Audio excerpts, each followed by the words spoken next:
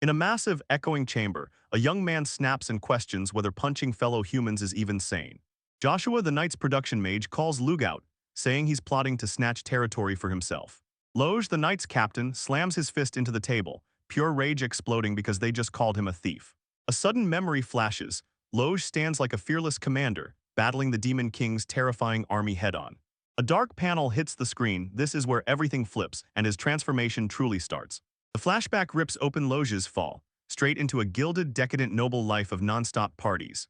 Off-panel, a dissenter gets yanked into silence when Lug smashes them down for daring to call the plan an invasion. Joshua is gutted to see Loeb, who he once revered as the oldest and wisest, now just stomping around whining non-stop. He slams his fist down and swears he'll never use his magic to forge tools that end innocent lives. With a broken gasp, he begs Log to come back, the man he used to be. Joshua flat out says he won't work for an order that turns on its own people. Locke's face turns stone cold with silent fury as he sits there, listening to the play. He slashes right through Joshua with a sharp, dismissive shout of his name. Loeb sneers with pure contempt and declares he has absolutely no need for Joshua. He snatches a dagger and spits the blame at Joshua, raging that their lousy tools are the whole reason they can't even fight. Other knights start whispering like they've caught wind of a scandal, saying production mages are nothing but gold breakers, and anyone can replace them. A dagger clatters onto the floor and Loge yells, "That's why we can't fight." Joshua leans in and whispers to Loge, asking if he's really been cut loose from the order for good. Loeb flat out coldly says he doesn't need anyone who won't fall in line with his orders. He slings a final, ruthless insult at the filthy goldbreaker and orders him to get lost. A sweet old memory comes rushing back, when he was still young, praising Joshua's swords as the best in the whole world. Defeated and crushed, Joshua whispers Loge's name under his breath and simply accepts what's coming. With his shoulders sagging, he whips around and strides out of the meeting room. As he storms out, the cruel laughter from his old comrades keeps clawing at his back, echoing through the halls. Joshua cut ties with the order and then roared south toward the front lines, hunting for any work he could get. He lets out a heavy sigh, lost in thought, wondering how he's ever going to earn a living with his production magic. His one-of-a-kind gift lets him forge almost anything from scratch, raw materials to real creations like magic. Traveling light, he rolls forward with nothing but his tiny slime buddy, Wiz, right by his side. A sudden rustle from the nearby bushes snaps him into a full-on flinch, terror flashing in his face. He creeps toward the sound and his slime buddy sticks close behind, trailing like a curious shadow. From the thick foliage, a ragged, badly injured young blonde woman stumbles into view. Seeing her bleeding, he charges straight to her side and blurts out, "What happened?" The woman whips around and barks a brutal command, "Everyone stop," as those men charge closer. A trio of slave hunters bursts into view, swaggering like they just snagged the greatest jewel alive. Armed men loom over the captured wolf pelt, radiating pure menace with every breath. Joshua yanks the woman behind him at full speed, then barrels into the illegal slave hunters like a storm. Once they realize someone saw them, the hunters waste no time. They decide the witness has to be erased. Joshua keeps his composure, reaches out, and snaps one command to absorb. The axes in the hunters' hands disappear in the blink of an eye, and they're left staring, totally stunned. They gasp in shock, spinning around as panic surges. Where in the world did their weapons vanish to? Joshua breaks down exactly how he tears apart the absorbed axis and rebuilds it into something new. He steels himself for the comeback and shouts the name of his brand new weapon, Steel Arrow. A hailstorm of razor-sharp projectiles rockets forward, punching straight through the unready hunters. The blonde woman stares, jaw dropped. She can't believe he wiped them out with a single strike. Joshua admits his nerves were on fire, but his opponents weren't exactly a brutal challenge. In the middle of the chaos, the captured wolf spots its moment and bolts free. He flashes her a gentle smile, then leans in to make sure she's really okay. Overwhelmed, she blurts out her gratitude for saving her, right as the pain finally crashes down and she collapses from her injuries. He dashes to her side on the spot, hands already poised to unleash a healing spell. As the spell kicks in, she whispers that it's giving her this cozy, pleasantly warm feeling. He checks that the stomach wound could split open again and gets ready to tackle it before it does. With a snap of his craft ability, he instantly conjures a roll of clean bandages out of thin air. He asks for her permission to bandage the wound, and she agrees without a second thought. He tightens the bandage with a firm tug and tells her it'll stay put for a while. She blurts out a flood of gratitude, then points to herself and says, "I'm Ilya," and boom, she's a demon. He steps up and introduces himself as Joshua, and she murmurs his name back, soft as a secret. Blood drains out of Ilya, her body wobbling hard, so Joshua swoops in fast and catches her, holding her steady before she slips away. Terrified she'd get targeted again, he jumps in and offers to walk her all the way home. She blurts out an apology for the hassle, then gratefully snaps up his kind offer. To calm her down, he snaps his head toward Wiz, his slime buddy, and orders him to haul his backpack. Then with zero effort, he scoops a flustered Ilya up in his arms and carries her away. She's caught totally off guard. An instant blush floods her cheeks at that sudden, way too intimate gesture. After he asks if she'd rather try a different way, she nods softly and lets him carry her. With the fallen hunters still fresh in his mind, he grabs their weapons and armor and moves to collect what they left behind. With one flick of his hand, the entire gear set disappears in a magical asterisk poof asterisk. He leans in and tells a totally confused Ilya that he saved everything inside a magical vault. Once their deal was done, they finally tore out into the forest. Ilya jabs a finger toward a clearing and declares it her village. When they step in, spear-wielding demon villagers hit them with instant hostility. Meadow, a horned girl, barrels forward with a gasp of relief. She finally found Ilya. Then her focus snaps to Joshua and she decides, straight up, that he's human. Meta snaps her spear up and demands he let Ilya go, right now no delays. Ilya lunges in fast, yelling that it was Joshua who saved her. Meta can't wrap her head around it. She's stunned that a human would actually pull something like that. Ilya's frustration spikes as she can't take it anymore. She keeps asking why her friend refuses to believe her. The other armed demons take their posts, their faces grim and exhausted as they keep watch. Joshua carefully lays Ilya down and tells him, straight to the point, he's not here to fight. Ilya snatches his arm and pleads with everything in her to make him stay, until she can finally repay his kindness. Tears spill down her face as she rips into herself, convinced she wasn't strong enough. Joshua stares at the shattered Ilya, and he murmurs her name with real worry. Their deep, emotional talk gets yanked to a stop when a villager screams that trouble is on the way. A man bursts in shouting that a kid just got gored by an armored boar. One more demon snaps with rage. He's already warned everyone not to pick a fight with creatures like that. Joshua locks eyes on a gigantic boar, an absolute monster that could crush 10 human hunters without breaking a sweat. Ilya yanks on Joshua's sleeve, snapping his focus back in the middle of all the chaos. She tells him to stay behind in the village, clinging to one goal, paying him back by helping him somehow. She leans in and swears she knows simple recovery magic and thinks she can totally help. The crew barrels toward a tiny patch of houses, right where a huge crowd has packed in. They rush in and spot terrified villagers gathered around a badly injured man, all of them staring like they've seen something they can't explain. The man turns to Ilya and throws out a heartfelt apology, admitting he only wanted meat so his children could eat. Joshua watches the whole scene unfold, his face heavy with thought and full of quiet sympathy. He gets it, the man's reckless moves are fueled by a father's love. Ilya drops to her knees beside him, urges him to breathe easy, and starts getting ready to help. She tells Joshua that this person saved her life, and Joshua vows to stop the bleeding, no matter what it takes. Joshua tries a basic healing spell, but it barely scratches the surface. The healer stares at the non-stop bleeding, realizes it won't quit, and gets ready to cauterize the wound. Joshua steps in and fires off a question to his slime buddy, Wiz, demanding its help. A tiny chunk of slime breaks free and plops softly into his palm. He declares he'll put it to good use, then forges it into a potion. The slime turns slick and thick right in his outstretched palm, melting into a heavy, viscous liquid. Joshua tells the injured demon to brace himself, because the potion he's pouring on is about to sting like fire. His eyes fly open in shock and he blurts out, "It doesn't hurt at all." A stunned onlooker blurts out in shock as the man's brutal, bleeding assault suddenly cuts off right on the spot. Joshua watches the slime jelly potion and realizes it's doing double duty, acting like a bandage and medicine at the same time. Ilya gasps in shock, staring at a wound that should have been fatal, and somehow it healed to perfection. A horned girl gapes in pure awe, declaring that the miraculous healing can only be the gods' work. The healed man jerks himself upright, presses his side, and stares in shock, because he's still alive. Breathless with relief, his family rushes in and clings together, thanking him from the bottom of their hearts for saving his life. Ilya pours out overwhelming gratitude, stunned by Joshua's kindness, and can't stop thinking, how on earth is she supposed to ever repay him? He tells her to stop fretting about repayment and pour all her energy into resting, because the real fight starts with healing her own wounds. Ilya tries to rise, but her knees buckle from pure exhaustion. Then a horned girl barrels in to catch her. The horned girl begs a breathless Ilya to pause. She's still way too weak to keep going. Joshua steps in, takes control, and promises he'll keep the healed man right there. No wandering off. The group strides off and Ilya leans on her friend's shoulders as they rush back together. Meta, the horned girl, fires off a sharp, suspicious glare straight at Joshua, like she's ready to pounce. She draws a deep, determined breath, then spins back around to lock eyes with him. Meta drops her hands hard and bows deep, introducing herself with full formality and shooting off a heartfelt thank you to him. Joshua waves off her gratitude, starts to slip away, but Meta stops him cold on Ms. Ilya's orders. He reminds himself that the chief's orders are law, still stunned that Ilya is the one calling the shots.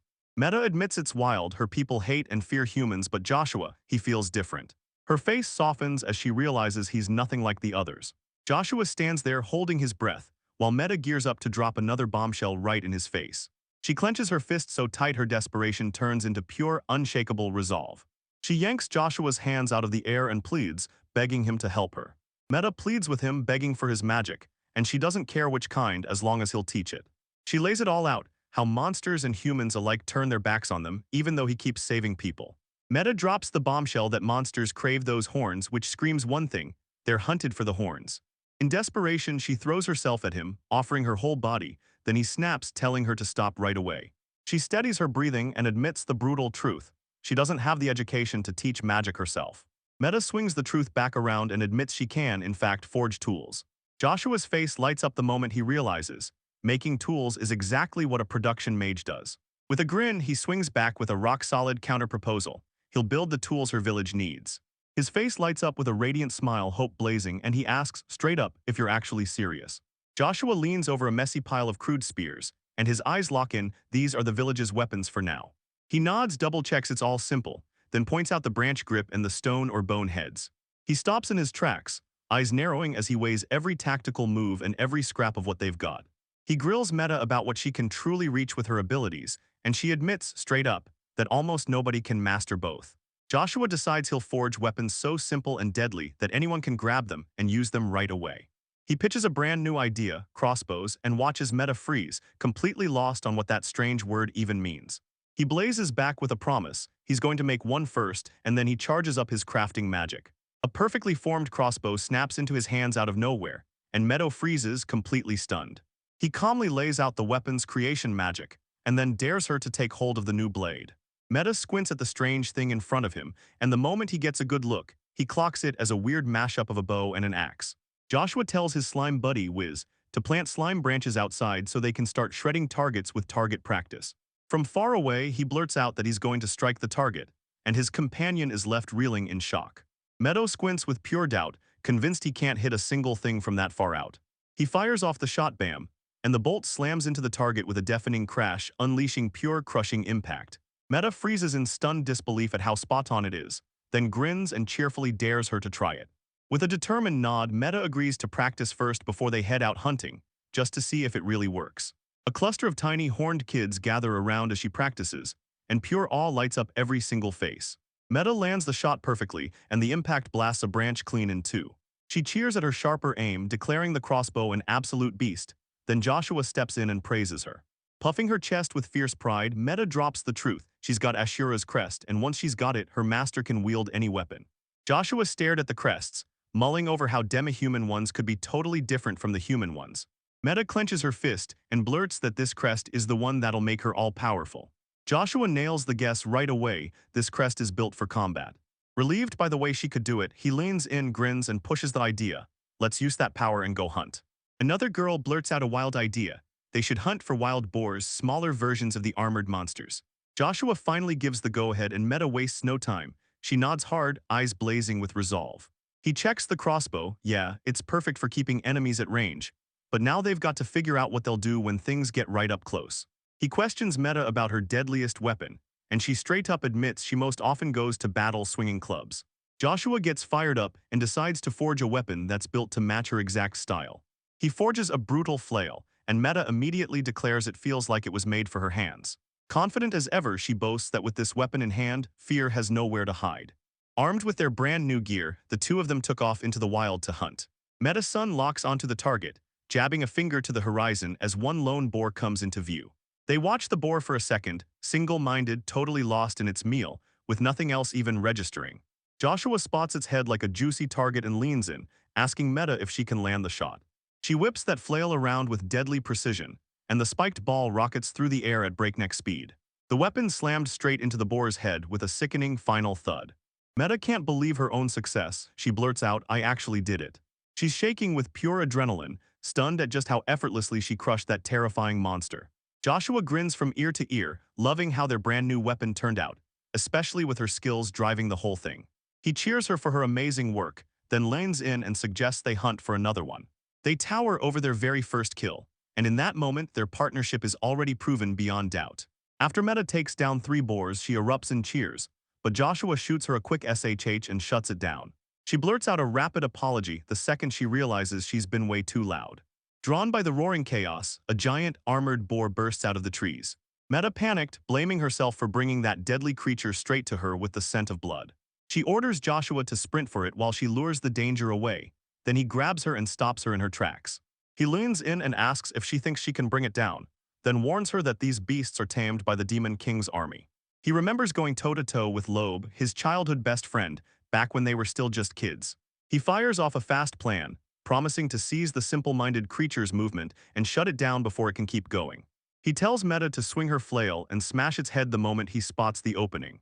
Joshua plants his feet and refuses to back down, determined to never be weaker than the kid he once was. When the board comes charging, he tightens his resolve and won't let himself believe he's actually gotten weaker. Meta lets out a desperate scream, warning him to brace himself as the beast closes in. He tells her in a calm voice not to worry, and then he gets ready to cast his absorb magic. Joshua darts out of the boar's charge at the last second, then blasts his magic to soak up the impact like it's stealing the hit's momentum. Then, without missing a beat, he snaps his craft into action. Crystal-clear rocks start forming right in his hand. He roars and slams the rock shield straight into the boar's armored head, smashing the projectile to pieces. He screams that he's got it distracted with sand-packed rocks, then shouts at Meta to strike, right now. Meta locks eyes with a determined Roger, nods once, and then rockets forward at full speed. Joshua can't stop smiling. Relief and pure excitement crash over him as their plan finally unfolds just the way they hoped. Meta rockets through the air, silhouette blazing, her weapon locked in for the deadliest final strike. The massive armored boar slams down onto the ground with one last bone-rattling thud. Meta's chest heaved hard, eyes locked on the fallen beast. He couldn't believe they actually brought it down.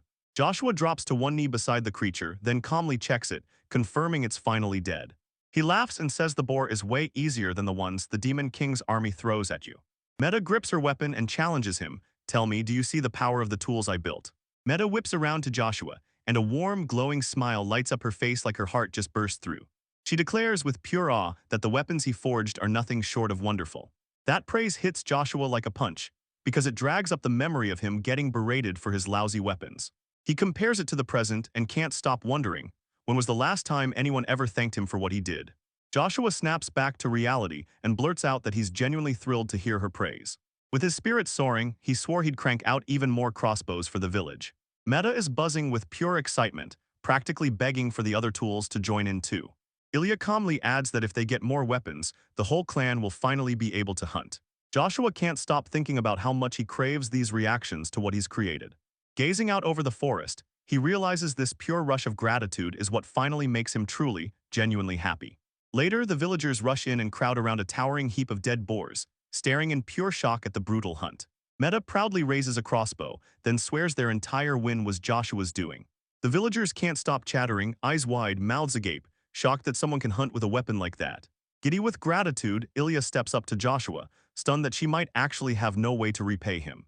He jumps at the chance to stay, offering to forge tools if they feed him and give him a roof. The medic shoots me a quiet, approving nod while Ilya lays out his wild, shocking proposal. That night they call for a celebratory feast, and the whole village erupts with joyous shouts. The next morning crashes in, spilling bright sunlight over the quiet tents of the village.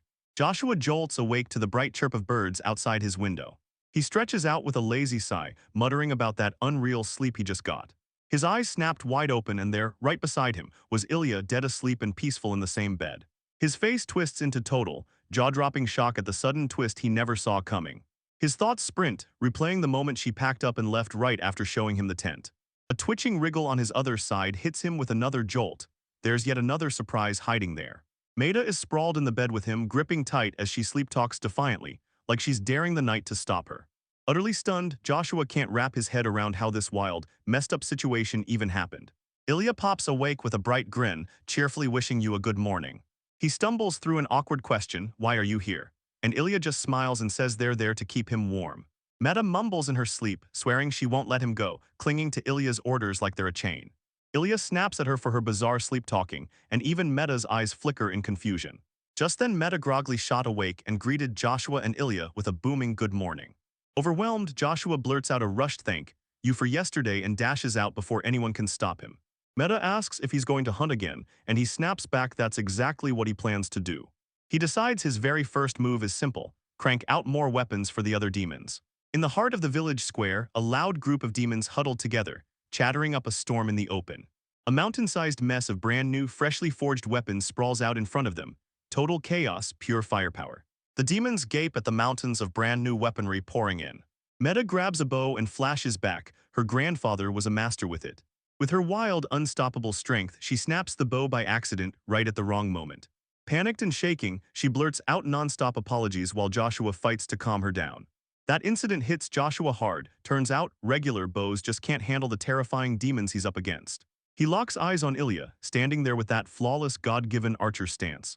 He closes in on her and asks, straight up, if she knows how to use a bow. She blushes and denies it, so he whips up an arrow and dares her to try it. Ilya stares down the arrow like it's a puzzle, then snaps it into place on the string with razor-focused intensity. She looses the arrow, and it rockets across the clearing at insane speed. Joshua's jaw drops at the sheer distance of the shot. He can't believe this is her very first time. He tells her she might be born for archery, and the idea lights her up with pure joy. He immediately whips up a quiver of arrows, just so she can start practicing right away. Ilya snatches the gift with gratitude, her eyes blazing like she's ready to fight for what she wants.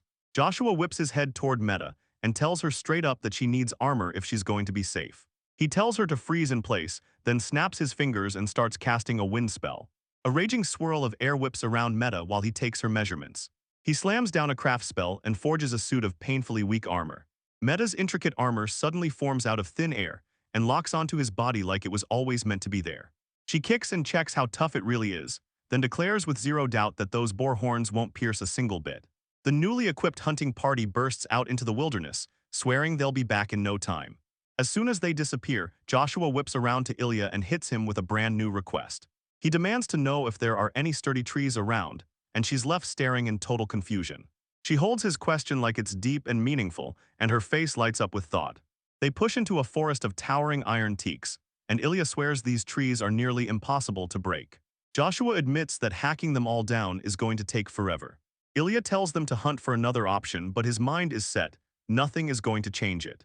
Before he even gets a chance to move, Ilya grabs an axe with both hands, ready to swing it herself. Joshua stares at her, convinced it'll take forever just to scratch the surface. She drives the axe in with one savage swing, and the huge trunk splinters with a loud crack. The whole tree slams to the ground right as she proudly declares her victory, leaving a stunned Joshua staring in disbelief. The other demons erupted in cheers, staring in disbelief as she chopped the tree down clean with a plain axe. Ilya gives Joshua full credit for the incredible axe he pulled for her. He clocks it instantly. Ilya's power is 10 times stronger than every other demon around her.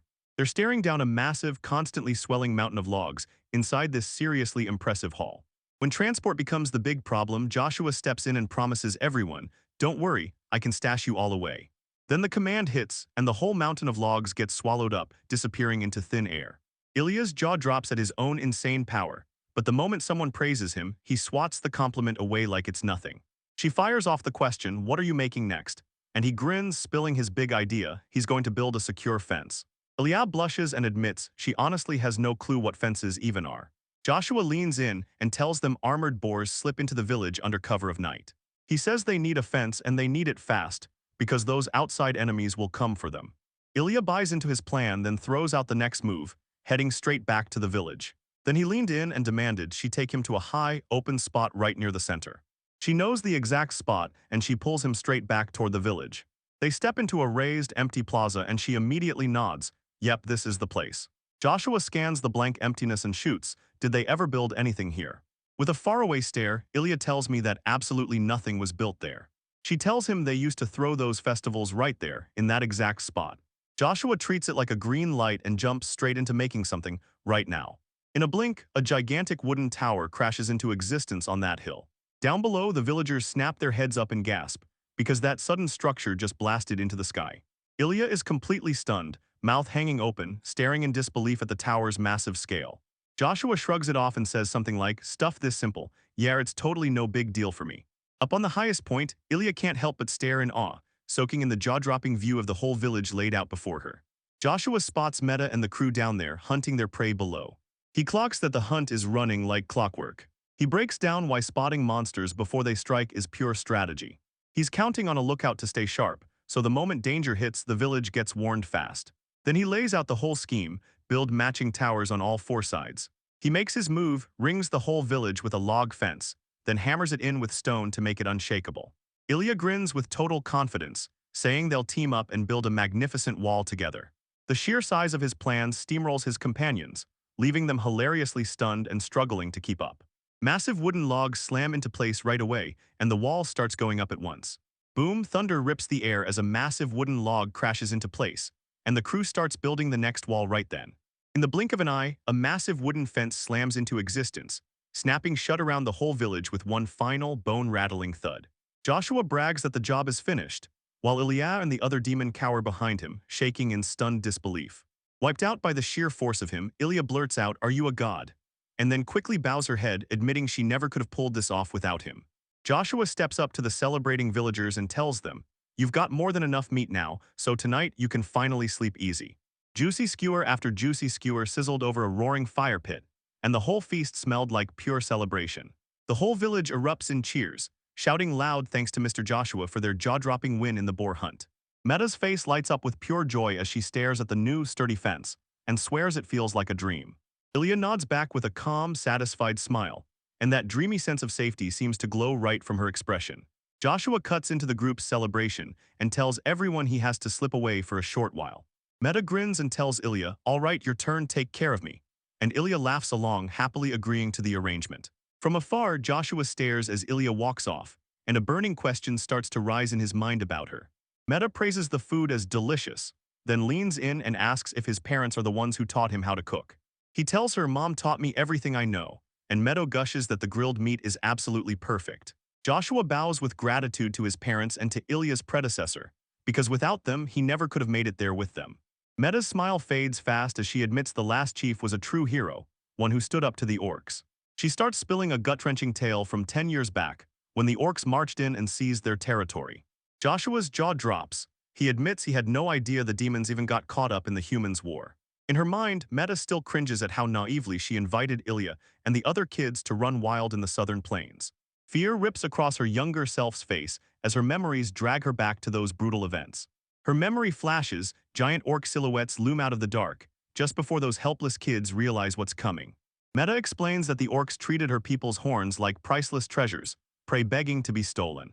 Even though their chief had sealed a truce, she drops the bombshell that those treacherous orcs flipped on their promise. Orcs locked onto Ilya's freakishly long horn and lunged at her, trying to rip it from her head by sheer force. Young and fearless, Ilya grabs the other kid's attention and shouts, "Run back to the village now, it's the only way you'll stay safe."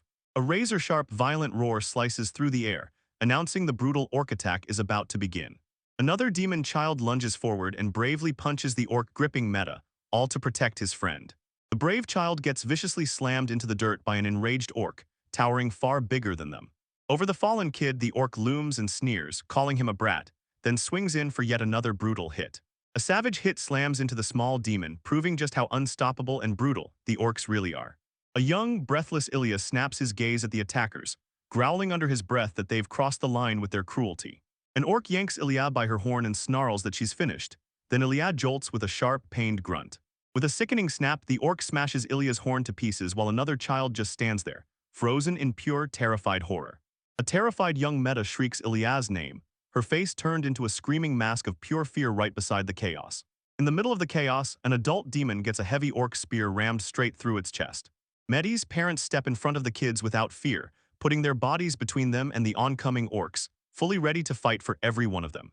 Her mother cries and begs the young Meta to sprint away with Ilya, all while they brace to hold the line. With a heavy sigh, Medes finally closes her story, and when she turns back, all she can find are her parents' severed heads. Joshua grabs her by the nerves and tells her straight up it was the orcs' fault. She did nothing wrong, not a thing, by inviting them to play. Meta clenches her fist, locked in, because that late chief told her the exact same thing. Moments later, the chief went toe-to-toe with the orcs by himself, coming back battered and bleeding, yet still gripping Ilya's recovered horn. She bursts the truth. Those final words from the chief weren't a goodbye at all, they were a command for Ilya. Protect every single person in the village. Meta grinned and pointed straight to the heart of the village, declaring that's where the chief's grave lay. She gasps at the watchtower, and her heart slams as she realizes with a jolt that someone built something on top of it. Shaking with rage, she fires off a question at Joshua. Does he really think he went too far when he desecrated the sacred site? Joshua admits he only built it because Ilya swore it would make the gods smile, and because the late chief demanded it. Then he blurts out what Ilya's up to and Meta answers, she's probably out there training with that brand new bow. Watching Ilya draw her bow, you can practically feel her new belief take over, like she's finally sure she can protect everyone. Joshua doubles down, saying every word is true when he told her she's got real talent, and he even bets her power comes straight from a weapon crest. He fires off a question about her crest, and Meta drops the truth. It's called Hania, a name he's never ever heard before. Meta lays it out straight. Hania isn't some battle crest at all, she's a soft, healing one meant to mend wounds instead of fight.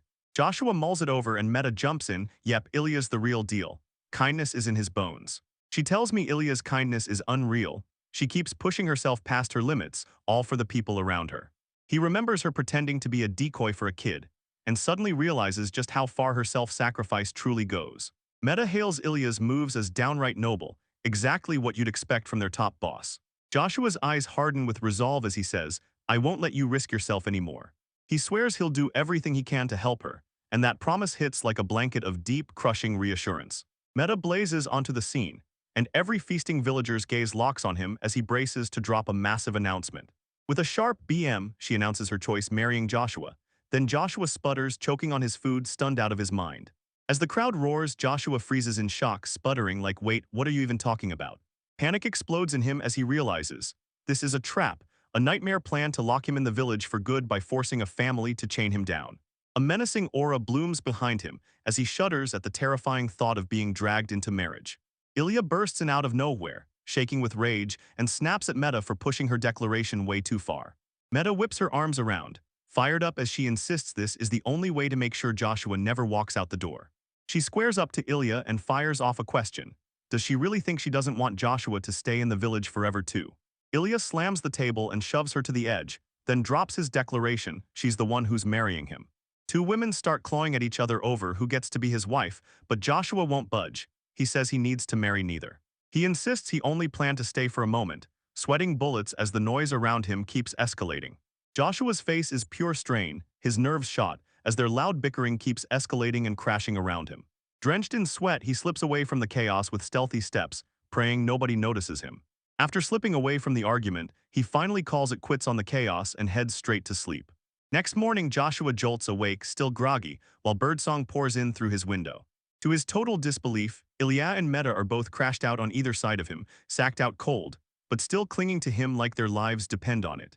Later that day, Ilya's voice booms across the newly fortified village grounds, cutting through the air as it calls out to Joshua. She grins and heads right up to him, chirping what his plans are today, right as he's caught mid-task. Joshua leans in and explains it plain. Even with his hard work done, the village still has a mountain of problems sitting right there, waiting to be solved. He turns to Ilya and Meta and demands iron, because he's got essential tools to forge for everyone. With pure grit in his voice, he declares that today's mission is to hunt down reddish-brown metallic rocks. Ilya admits she's sometimes spotted tiny stones like that, but she's sure there are no big deposits anywhere nearby. She remembers a place called a store cave, tucked right at the base of a mountain to the southwest. She tells him the place is crawling with bats now, and nobody's dared step near it for over 100 years.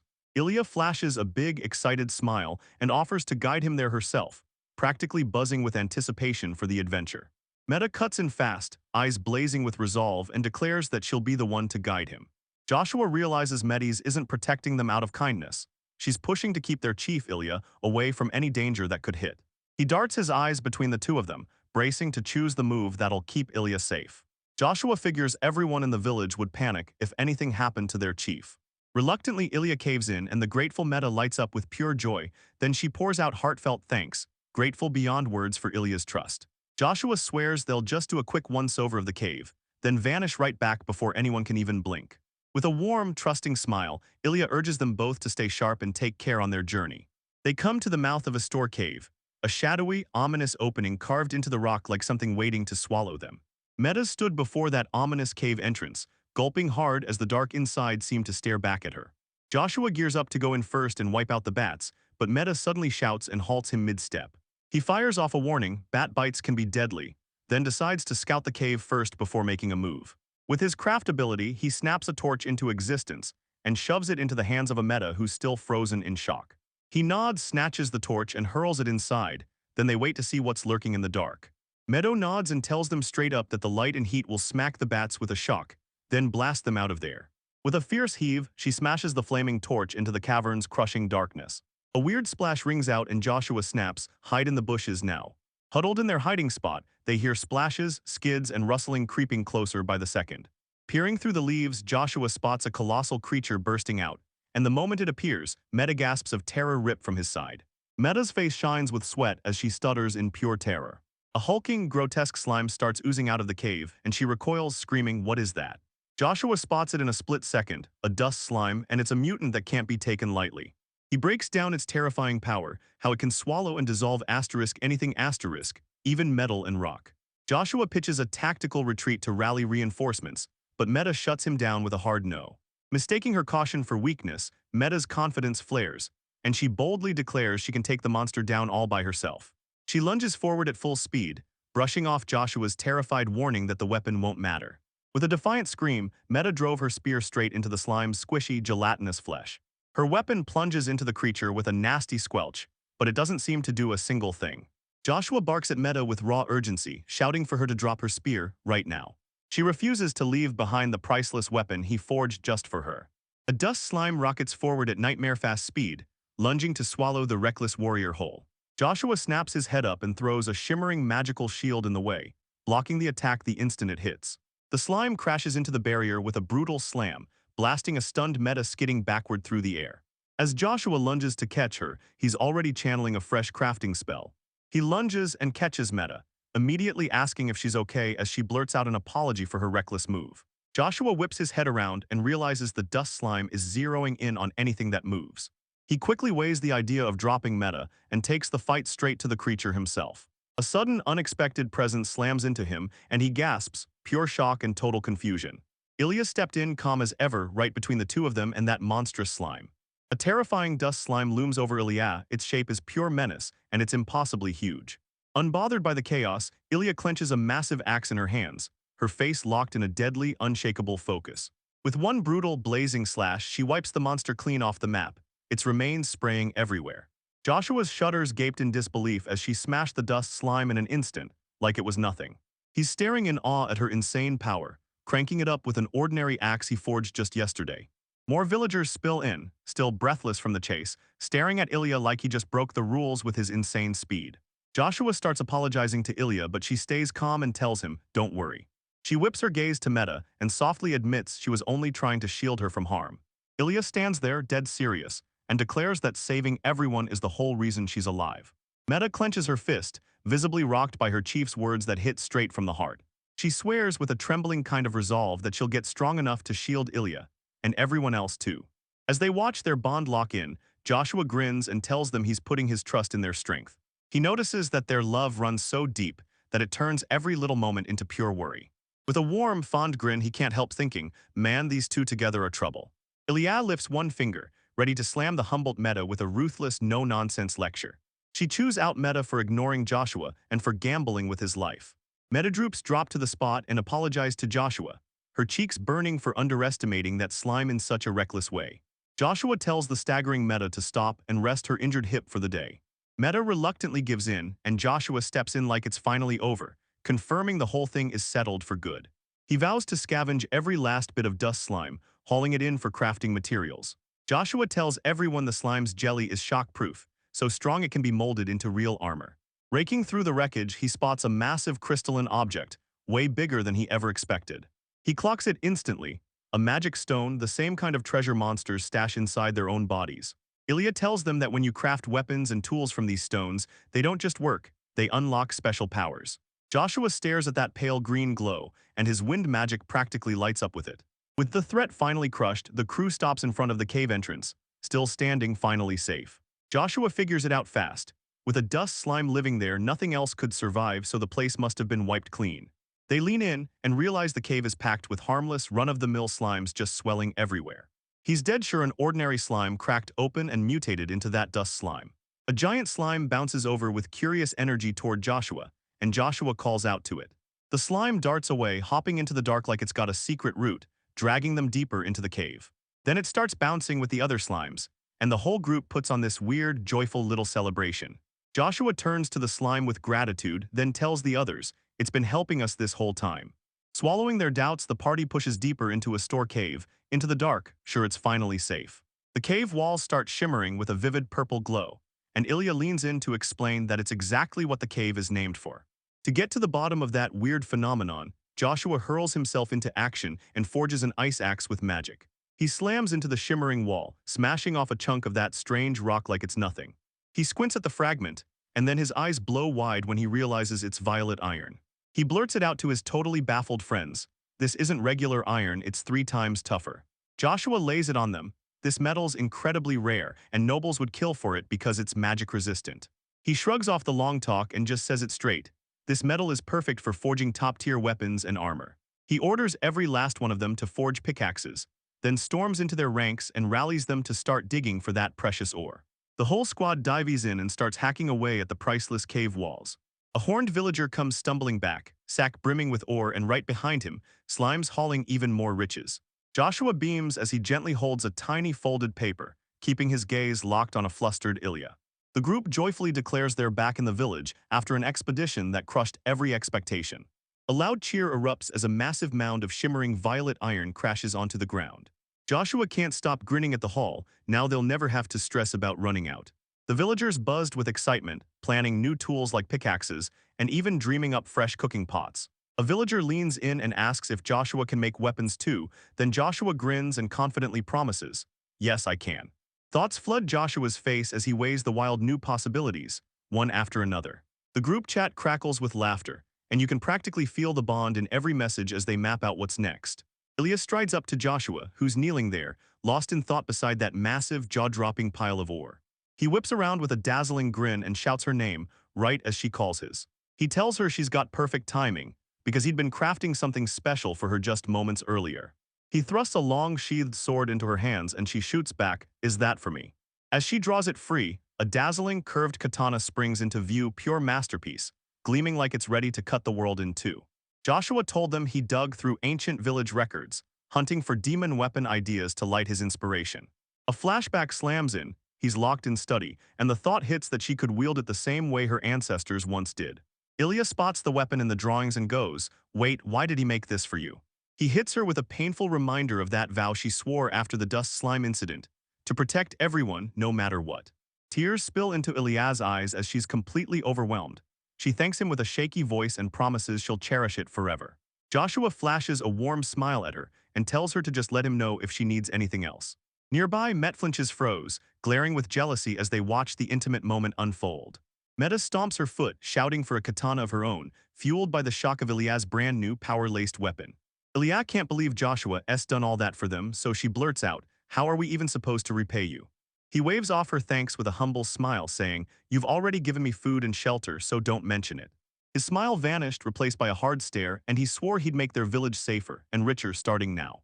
Ilya thanks him again, and he shoots back a determined nod, as if sealing her gratitude in place.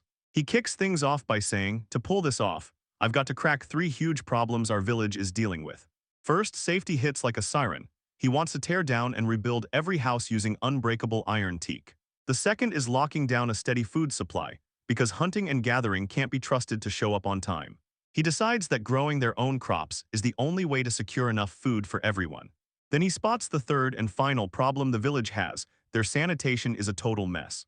He breaks it down. Cleaning regularly keeps sickness away and helps everyone bounce back faster. His plan was a full-on construction spree. First a water supply, then a quarry, until finally washrooms and baths were ready. He swears he'll turn their village into a thriving haven for the demons, who actually respect the work he puts in.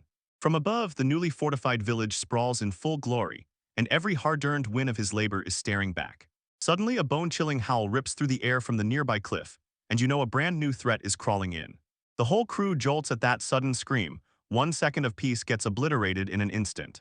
A sharp, piercing scream snaps from the distance, and Joshua and Ilya jerk in surprise. Joshua hears it coming and whips around right away to bark an order.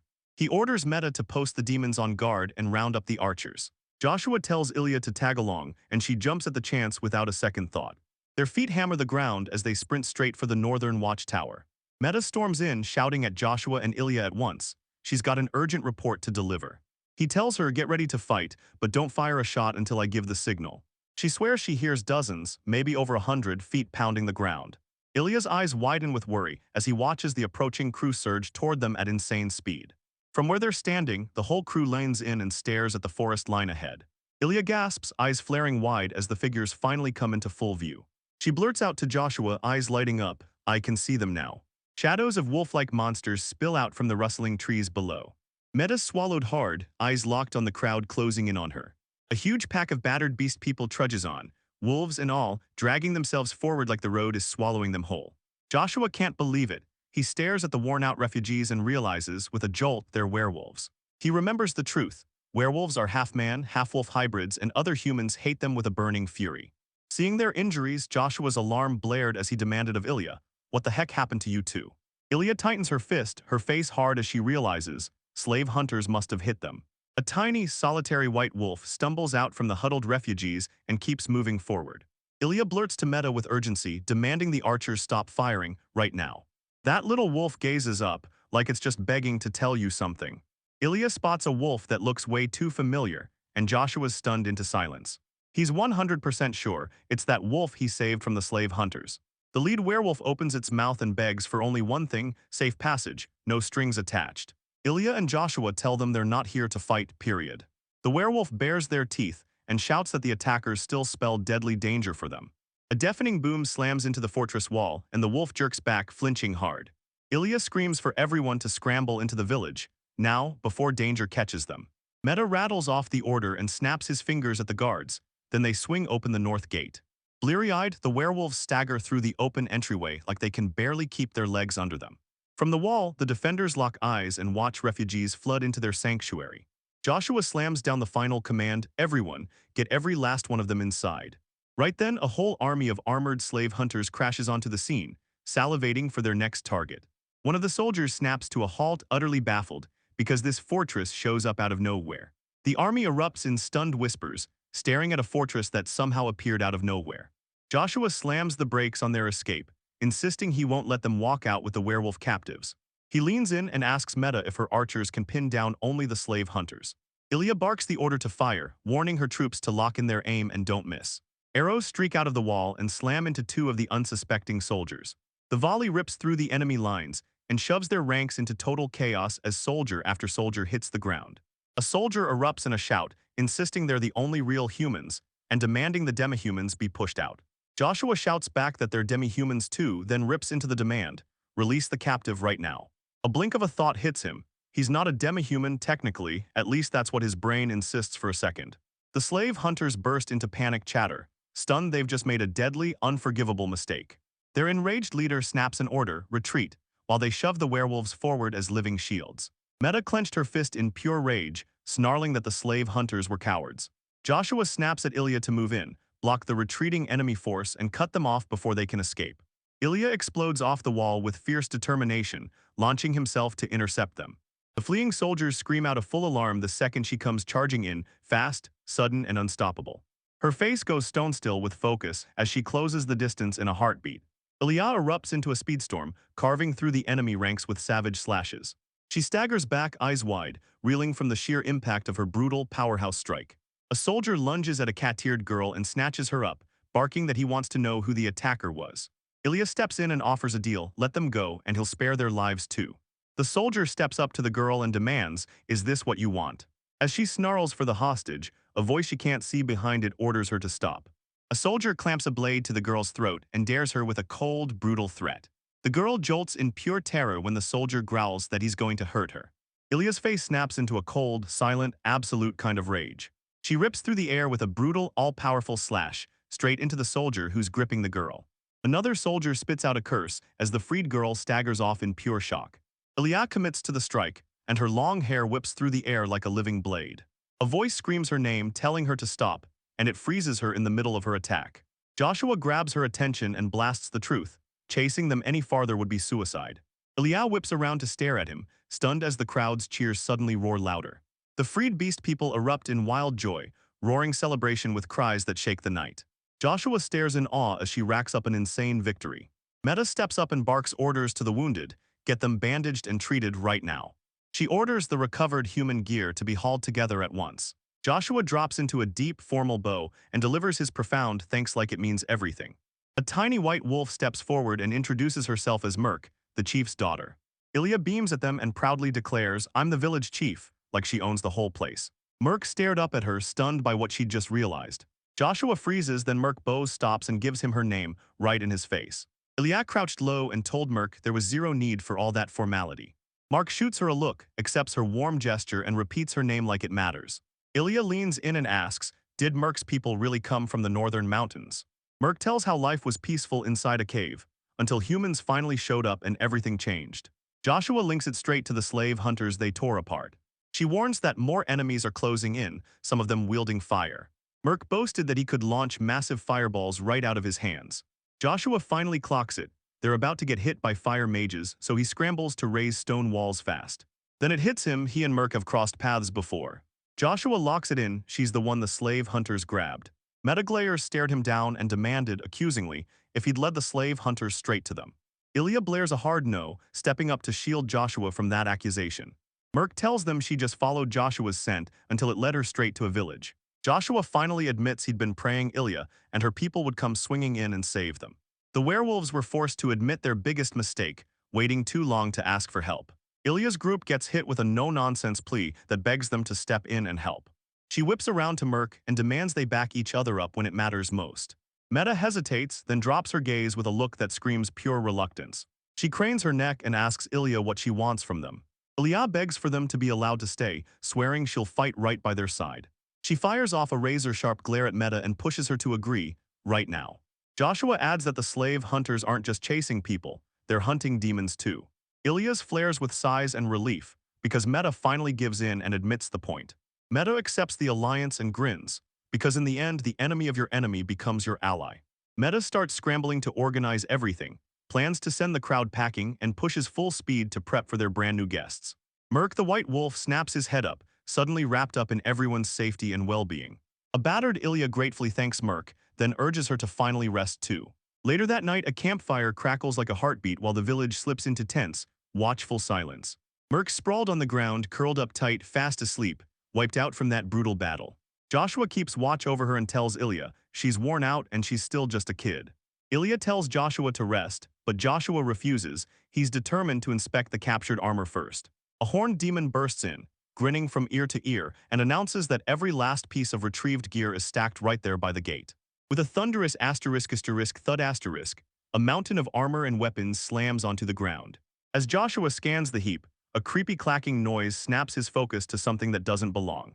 He spots a rare seal stamped onto the armor and instantly recognizes it, the Cortesia Company.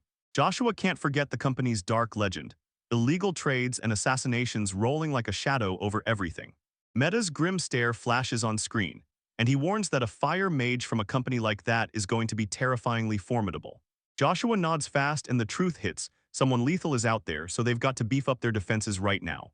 He vows to take down the slave hunters before they can ever unleash another tragedy. The very next morning, Joshua jolts awake to a gentle, soothing feeling that's anything but unpleasant. Half asleep, he blinks awake and realizes he's gently petting something soft and fluffy sprawled on his stomach. He snaps his eyes open and stares at the fluffy thing sprawled in his bed. He's stunned when he finds a girl with animal ears fast asleep on top of him. The girl jolts awake, eyes fluttering open as she stares at him, trying to figure out who he even is. She stretches with a soft yawn and tells Joshua good morning, right there in a sea of flowers. A totally flustered Joshua stammers, is scrambling to make sense of what's happening. He hears her voice and knows it's Merc's. She then proves it with a pup that helps seal her identity. Merc shyly straight up tells everyone she already knows his name. She tells me it was Ilya who said it, then she points right at the woman still passed out in the bed. Meta and Ilya finally stir awake too, squeezing into the chaos as they greet Joshua from inside that crowded bed. Later, the whole crew gathers in the quiet village courtyard, hyped and ready to dive straight into the tasks of the day. Joshua clung to the report of the fire mages, and their warning ignited a blazing vision of destruction in his mind. He realizes that their flimsy log fence won't stand a chance against those brutal fire attacks. He steels his resolve to hunt down fire-resistant construction materials, then calls out to Merc like it's a race against disaster. He leans in and asks Merc if she knows any patches of bare, rocky ground around here. Merc can't stop wondering if he's pointing her towards some rugged spot that feels just like her old mountain home. Ilya cuts in and points to a spot across the river eastward. Joshua stares at the wide, deadly river and wonders, heart pounding, how on earth they're going to cross it. Meta excitedly swings in for a piggyback ride, and then, while his nerves scream, he quickly shoves it off. He decides to scout the river for monsters first, then only after that will he dare to cross. Merc jumps at the chance to guide them on the scouting mission. Ilya decides to go too, calling out a warning about the massive boars lurking ahead. Metajoints also insisted that the more people you have in unfamiliar territory, the better your odds. Joshua suddenly gets struck by inspiration and decides to forge a full suit of armor for Ilya. The whole crew strides along the very top of their terrifying wooden fortress wall, like they own the sky. Ilya and Meta are chatting up a storm as they stroll, while Joshua keeps right on their tail, close enough to trip over. Joshua leans in and asks Merc for a favor, and she agrees on the spot without a second thought. He shoves a chunk of clay into her hands and dares her to dig out where it's buried. Merc strides ahead with total confidence, sure there has to be some nearby. She points to a spot and Joshua waves his magic to conjure a shovel, then he starts digging right away. He immediately strikes a massive deposit, leaving Ilya stunned at how ridiculously fast they found it. Ilya and Merc can't stop wondering, what in the world could this useful material be used for? Joshua breaks down his whole crafting routine, shaping the clay with his hands, then firing it hot and letting it cool into something real. With a magical asterisk poof asterisk, he snaps into existence and lands with an ornate ceramic mug in his hand. He slams the sturdy, intricately crafted mug into the Merc's hands, and you can tell the guy is genuinely impressed. He tells them this clay isn't just for shaping figures, it can also be fired into tiles and bricks. After thanking Ilya, he promises they'll bring in the villagers later to dig up even more clay. With their first job wrapped up, he slams out the call, "All right, we're crossing the river now." The whole crew crowds the bank, staring at that huge roaring river as they hesitate, thinking hard about the jump ahead. Ilya stares at the river's massive spread, and Joshua nods like he's right there beside her, impressed too. A spark of brilliance hits him, and he grins wide as he announces they're going to build a bridge. In the blink of an eye, a wooden bridge pops into existence over the water, and Ilya and Meta are instantly left stunned. Joshua strides over with total calm, talking fast because that's how they keep from getting swept away. He leans in, eyes wide, and asks Merc how she somehow crossed that river before. Merc points out a tight choke point up ahead. She leapt from rock to cross it. Meta and Ilya soak up the cool wind and let the river steady, soothing rush melt their worries away. On the other side, Merc sniffs the wind like a bloodhound, locking onto the mountains up north. Joshua stands with his back to the river, and the moment his face shifts, the seriousness hits like thunder.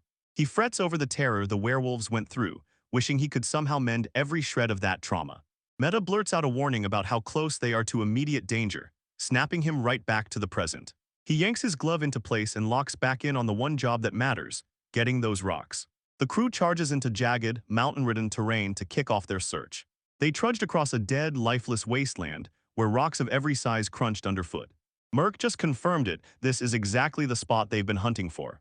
They step into a massive, empty quarry, where rolling boulders and scattered rubble stretch as far as the eye can see. Joshua spots fresh evidence of quarrying before deep-cut marks clawed into the rocks. He leans in and asks Merc if she really only saw boars here, and she nods, confirming that was exactly what happened. Ilya tells them she usually stays away from this place, because the big, tough monsters here are no joke.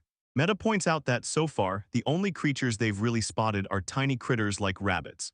Joshua steels himself, then starts digging, cranking up his magic to mine those rocks. He leans in and tells curious Ilya that he's about to unleash specialized drilling magic. Suddenly, a deafening crack rips through the empty quarry, echoing off the stone like thunder. Ilya jerks back hard as the ground starts shaking violently under their feet. The whole area buckles under an earth-shattering blast, and Ilya and Meta get thrown off balance. They stare at the alarm as the scattered rocks start to wriggle, then rush together in one unstoppable swarm. Joshua's breath catches in dawning terror as the rocks start snapping into a terrifying shape. A colossal stone giant grinds into place right before their eyes, and he calls it straight up a golem. Shock grips his face as the colossal golem towers over them like a living nightmare. Before he can even react, Ilya blazes forward on pure instinct and lunges to attack the creature. Joshua screams for her to stop, but his desperate warning hits too late. Ilya clenched her jaw as the creature took everything she threw at it. Then she charged anyway. She slams a brutal slash into its leg, and the golem staggers like it just got punched in the gut. Her strike rattles the creature, but she knows this fight isn't even close to finished. Even as her hit smashes the golem's head clean off, she stays locked in, tense, focused, and ready for the next threat. Her eyes go wide with shock as she sees the golem's ruined leg take a hit. Cracks ripple through the air as the shattered rocks from its leg snap back into place, rebuilding the limb like magic. Ilya stumbles back, breathless with regret, apologizing for her reckless move, and flat out admitting that her slash was pointless. Joshua spots a reddish-black stone glittering in the very heart of the golem's chest. He tells them this is the core, touch it, don't break it, and the golem will keep marching on. The golem snaps into retaliation and starts smashing the sky, hurling massive rocks straight at the small group. Joshua screams for everyone to run as deadly projectiles tear through the air.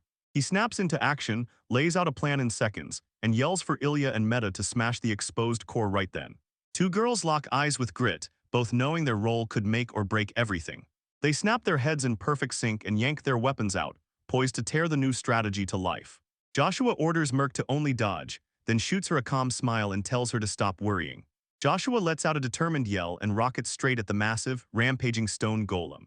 Ilya erupts in a frantic shout, warning him that going in head-on is wildly too dangerous. With a smug, confident grin, he leans in and tells Ilya, no doubt, he's the exact man they need for the job. The hulking golem drew back its rocky fist, lining up the deadly smash on the young man. Joshua doesn't flinch. He darts through a storm of brutal punches that explode into the earth all around him. He slaps a hand onto the creature's arm, eyes narrowing to a razor point as he barks one word, absorb. His magic hits instantly, and the golem's arm just asterisk vanishes in a chain of gentle little poofs. The golem jolts back in pure shock, and the strange magic starts melting its whole body away. Joshua finally clicks. His power works because the golem is built from inorganic rock. Staggering in confusion, the golem's lower half keeps getting erased into shimmering particles of light. It scrambles to regrow itself, snatching up loose rocks to patch its disintegrating arm. Joshua's grin cracks into place as realization hits. He's swallowing those rocks way faster than he thought. The golem gets absolutely smashed. Its whole body rapidly unravels, vanishing piece by piece under non-stop assaults. Joshua snaps into action and yells at his two companions, hit them now, launch the assault. Meta, the horned girl, rockets into the air and shouts that with her metal rod, absolutely nothing stands a chance to be unbreakable. She slams her weapon down with a bone-jarring thud, driving it straight into the golem's chest. As her punch lands clean, Meta snaps, urging Ilya to slam in her own follow-up attack. Ilya rips into the air with a ferocious battle cry, pouring every ounce of her overwhelming strength straight into her sword. She swings her blade in a thunderous slash and smashes the golems where their glowing cores are exposed. Right at the golem's core, the reddish-black puppet stone cracks apart with a sharp, unmistakable asterisk plink. Joshua's eyes widen as he grabs the falling wreckage of the shattered core, like he absolutely managed to snatch it out of midair. Ilya darts to his side, blurting, "Are you hurt?" and then immediately lights up, praising their awesome teamwork. He makes it crystal clear. Yeah, their win was awesome, but when he said victory, he was talking about the core he just snagged. Clutching the shimmering, shattered crystal in his hands, he realizes it's the golem's core. Joshua explains that these puppet stones are barely holding together. Once a golem gets dropped, they shatter and crumble fast. Meta stares at the stone, cleanly split straight down the middle, so they realize it's still usable. Ilya's eyes flash the moment it clicks, so they really can build two rock puppets of their very own. She panics that they might strike at any moment, but Joshua calmly says puppet will obey whoever's name is carved on the stone. He adds that even old, previously owned stones can still have their commands wiped clean and rewritten. Ilya can't believe it, but she's relieved they managed to help, while Joshua praises every ounce of their hard-earned effort. Joshua can't wait, so right away, he starts forging a brand new golem to see if it really lives up to the price. Ilya's dazed and stammering, blurting out that he can even create living things, and that idea hits him as something truly special. He snaps his new golem into action, barking its very first order: smash that massive, cube-shaped rock into pieces. The ground shakes as the golem lumbers forward, and Meta, Ilya, and their little companion freeze in pure shock. They stare in pure shock as the golem casually hoists a gigantic, jagged boulder like it weighs nothing. Meta tightens her fist, growling through her breath that she refuses to lose, and that she can lift that much too. The golem lazily grips the rock in one hand, standing there like it's ready to obey the next command the moment it's spoken. Defeated, Meta admits the brutal truth: she couldn't even lift it with one arm either. Joshua leans in to stare at his creation, grinning like he nailed it, still a little sweaty from the effort. He decides they've snagged a rock-solid new partner, one their village can truly rely on. At the village gates, a horned man comes barreling in, screaming that disaster's hit. The villagers chatter in terror, pointing at the oncoming giant and bracing for an enemy strike. Joshua and Ilya stare in awe as their golem stomps into view with a terrifying, ground-rattling step.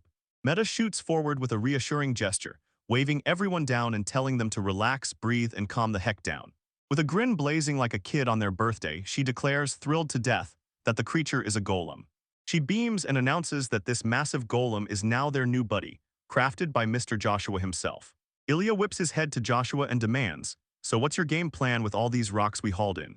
He jabbed a finger at the golem grinding away and told everyone he was set on raising a wall to protect the village. He declares that their #1 mission is going to be bolstering the vulnerable North Gate. Meta and Elias stare in total, laugh out loud disbelief at what hits them next. They freeze in total shock, staring up at a magnificent stone gate, fully built and standing there instantly, like it spawned out of thin air. Ilya gapes, double-checking that this is the biggest thing he's ever built, and even he can't help admitting it. Joshua tells them to start by testing how solid the new structure really is. One desperate villager steps up, then starts shaking one of those giant doors with every ounce of strength, body trembling as he goes. Meadow can't stop panicking. His sheer strength is going to snap that gate's strings and bring the whole thing down. The man throws in the towel, spent out to the bone, while Ilya casually points out just how fast construction is about to start rolling. Joshua's face hardens as he demands they rebuild the walls with stone, fast, right now. From up high on the village wall, you can see just how huge their ambitious project really is. The golem never stops, hoisting and stacking the massive stone blocks until a brand new wall rises from the ground. Joshua thrusts up his hand, and his magic churns out a constant flood of fresh construction materials. Villagers of every race team up, heave heavy materials together, and lock in place the wall that's finally rising. Meta and the other demons grin wide, cheering as they watch the whole harmonious labor unfold. The whole community explodes into action, moving together with jaw-dropping speed and razor-sharp efficiency. Joshua watches the journey unfold with calm satisfaction, while his companions look worn out, but they're still smiling. A gentle smile blooms on his face as he watches his friends and the villagers labor side by side. He stands on top of the towering wall, scanning the skyline to see how their massive operation is stacking up. Joshua does the math and snaps that, at their current pace, the north wall will be finished by tomorrow. A rush of excitement hits him as the realization lands. Endless ways to level up their home are finally within reach. Right as he's lost in his thoughts, Meta suddenly shouts his name and snaps his focus instantly. She blurts out, asking him straight up if he's seen their buddy, Merc. Meta flicked her eyes around and admitted, "I haven't seen that werewolf girl since that morning." Joshua remembers how Meta first hated the werewolves. Then the day came when her heart flipped and everything changed. He realizes her worry isn't a setback at all. It's proof she's started to genuinely care for them. Joshua snaps into action and declares he's going after her himself. Meta snaps that he's up next on cooking, trusting him to track down their friend. Joshua whips his head around the village, kicking off his search for their missing companion. He lets out this quiet little sound of recognition the second he spots someone he knows. He spots Ilya, and when he says her name, she spins around with a soft, gentle smile that hits him like a spark. He asks if Merc is with her, and Ilya snaps back that she hasn't seen her either. Ilya's eyes are full of worry as Joshua throws out the theory that Merc could be out somewhere, hunting. So they decide the smartest move is simple. They'll hunt down the nearby werewolves and squeeze every bit of info out of them. Joshua steps up to a werewolf with a polite smile, then asks straight out if he's seen Merc. The werewolf leans in and tells them, "I spotted her by the southern river. She had a basket stuffed with mushrooms." Joshua vows he's going to go find her, but Ilya barrels in to stop him. A massive werewolf strides in, jaw set, and declares they won't bother Joshua and Ilya ever again. He tells them Merc slipped off to gather mushrooms as a thank you gift for the demons. Ilya quickly insists there's no need to thank them at all for their help and kindness. The werewolf begs them, voice trembling, to trust his people and lean on them. No fear, no hesitation. Ilya clenched her fist, her worry roaring, because she feared the werewolves could lose their lives out there. The werewolf locks eyes with her and finally gets it. She's terrified for his people's safety. Joshua snaps up their offer, handing them the hunt for Merc, and agreeing to step out of the search himself. As the werewolves peel out, Joshua checks the map and declares the southern river is the spot. As the sun slides toward the horizon, panic hits. He fears Merc's been swept away, and he snaps at everyone to hurry. The two of them tear through the woods, sprinting straight for the river, desperate to track down their friend. Ilya is praying Merc stays safe, and Joshua nods along. He's sure she's quick enough to bolt out of any danger. Ilya slows down mid-step as a thought hits her, and she can't help wondering what it means. Joshua speaks his own question out loud, staring at Merc like, "Why are you going this far for no reason?" He whips around to Ilya, shouting her name as he hunts through the room, trying to bring her into the conversation. She locks eyes with him and whispers, "I get exactly what Merc's going through." Joshua slams his painful past back into focus, being cast out as a useless kid after his hometown burned to the ground. A flashback slams us into Joshua's past, young, filthy, and getting hauled out of the town while a furious woman spits orders and drives him away. He remembers them calling him useless, and Ilya can't believe anyone would toss him aside. Another memory flashes. Joshua sits there, locked in, grilling his own mind as he breaks down exactly why he trained swordsmanship and magic. Ilya ties it to Merc's actions, and suddenly it hits. This werewolf isn't just acting out, it's craving their approval just as desperately. She bluntly warns that Merc is terrified they'll get shoved out the moment she stops pulling her weight. Joshua nods, sober and straight with her, and admits she's right. Some demons really would behave exactly like that. Then he points at the werewolves grinding away, praising the real effort they're putting in to help. With fresh fire in her chest, Ilya tells Merc she wants to talk more, anything to calm her fears and reassure her. Joshua flashes a warm smile, nods in agreement, then urges them to hurry back so they can talk and chow down together. As they crash through the woods, they start shouting Merc's name over and over, hunting for her like they're desperate. As they get closer to the river, they keep shouting for Merc, demanding she answer and prove she's there. Ilya suddenly spots something and jabs his finger in panic, yanking Joshua's gaze toward the river. They spot Merc all alone, parked on a giant rock in the middle of the roaring, rushing water. Joshua and Ilya don't hesitate for a second. They spring from rock to get to the stranded girl fast. Joshua immediately realizes the water's rising fast. Merc is trapped for good, and she can't get back. Merc jolts her gaze up and, stunned, watches Joshua and Ilya leap across the jagged rocks straight toward her. Alarm flashes across her face as confusion takes over. She demands why they're here, just as a deep rumble rolls through the air. When Joshua shouts her name, the earth starts to quake, and he jolts back in pure shock. Once the threat finally fades, Ilya's face twitches with pure fury as she storms out, ready to scold Merc herself. She explodes in fury, ordering Merc never to step into dangerous places alone again. Joshua steps in fast, lays a steady hand on Merc and tells him, "Relax, this place isn't dangerous." He tells her, "Don't let it stress you, none of this is going to worry us, because we're all friends here in the same village." Humboldt, Merc drops her head, swears she'll be careful, and promises she'll never cause trouble for them again. Merc stares downward, her nerves still screaming that she doesn't really belong here. Ilya tries to calm her down, insisting the werewolves were a massive help in tracking down the clay. Merc waves off her own work, claiming she's only got a killer sense of smell. With raw fire in her voice, Ilya insists that werewolves bring qualities demons just don't have. She's convinced that if they team up, they can outlast every outside pressure and carve out happier lives for all of them. A werewolf and a horned demi-human lock eyes and nod, saying their combined power can smash that oppression before it takes anyone else. Joshua watches with a proud grin, thinking Ilya's got the right idea. Merc, seen only from behind, silently nods along to Ilya's verdict. With fresh hope blazing in her eyes, she tells them, "If we help each other, we can all live better." Joshua thrusts out his hand, tells them he's counting on them, and Merc slams back a firm, unwavering agreement. With their bond stronger than ever, Joshua steps up and declares it's time to bail from Meta's cooking and head home. Merc proudly drops off a basket packed with mushrooms, insisting they're magical meta shrooms. That illustration screams one thing: meta shrooms don't just feed people, they can also heal them. Joshua pats Merc, leaned in, praised her for an incredible job, and her tail wagged like crazy with pure joy. As the sun dips low, they rush back to their massive, old-school village home, traditional to the bone. On the stove, a huge pot of meat and lemon stew churns and bubbles like it's about to burst. Meta stares through herself into cooking with hilarious intensity, pouring every ounce of focus into each dish. Joshua and Ilya lean in, inhale that fragrant steam, and immediately start gushing about how insanely good it smells. Merc narrows those murky eyes at the pot, side-eyeing Meta hard like, "You really think you can cook with asterisk that?" Joshua chuckles to himself, admitting, "Yeah, Meta can be a total klutz."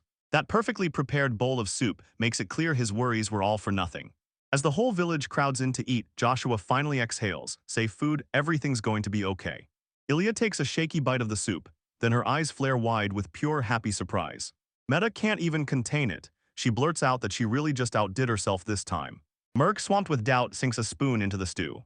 Her eyes snap wide with pure shock and then pure delight as she blurts out that it's unbelievably tasty.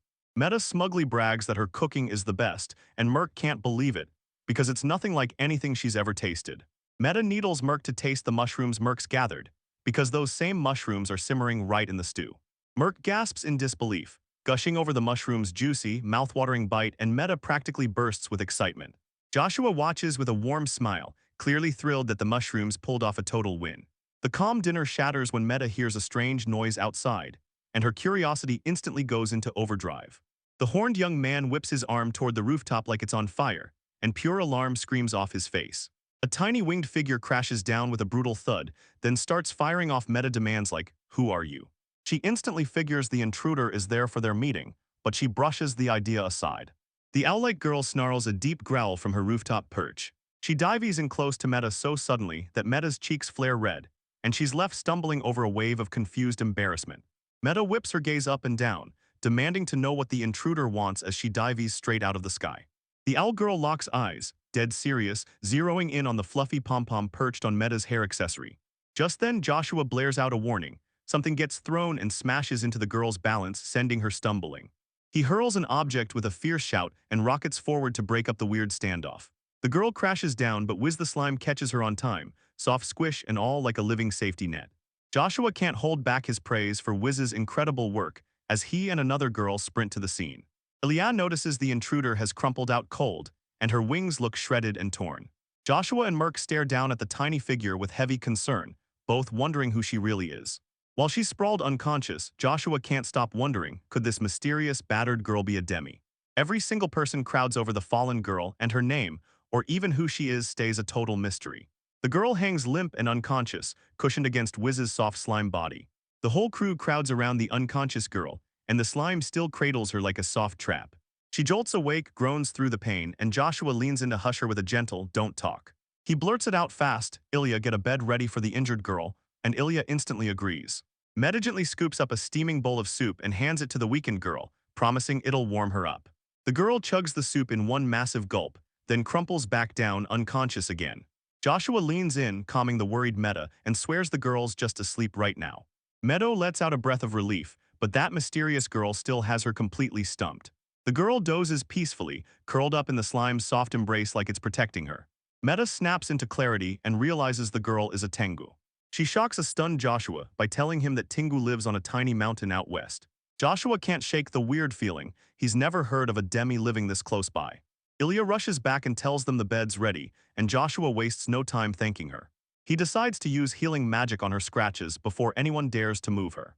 Merc leans in, eyes locked on Joshua as he casts the healing spell. Tengu is tucked into bed tight, wrapped in a cozy blanket, and sound asleep like nothing in the world can reach her. Joshua tells his slime buddy, Wiz, to watch over the sleeping girl for a while. Other villagers murmur in jittery whispers, stealing nervous glances at the newcomer. Meta cheers and snaps her hands, urging everyone to head right back to their meal. Meta can't stop thinking about how incredible Joshua is, convinced he can handle anything life throws at him. Merc still remembers her mother telling her, "It's wild, using more than one kind of magic is truly amazing." Joshua humbly says he's only casting simple healing magic, something everyone knows is totally common. Meta lets it slip, she knows magic too, and she can even feel it pulsing inside animals. Joshua shoots her a shocked look and blurts out, "Do you know any magic?" And Merc grins like a proud show-off. "Yeah, I wield wind magic." Ilya just stares in confusion as Joshua pops to his feet, a brand new idea sparking in his mind. As the conversation rages on, the scene cuts to the looming village wall, standing guard like a silent witness. Merc lifts her hands and blasts a tiny gust of wind into existence between her palms. The gust only has the power to tease the water's surface, whipping up tiny ripples like a warning. She straight up tells him her power is just for fun and games, not for throwing down in a real fight. Then Merc drops a bombshell. She's got the white wolf crest, it boosts ice, and it even comes with healing powers. Joshua bets that this crest could let her wield both ice and healing magic at the same time. Merc tells everyone that her mother could only pass down wind magic to her. Caught off guard, Joshua blurts out, asking if she wants him to teach her his other spells.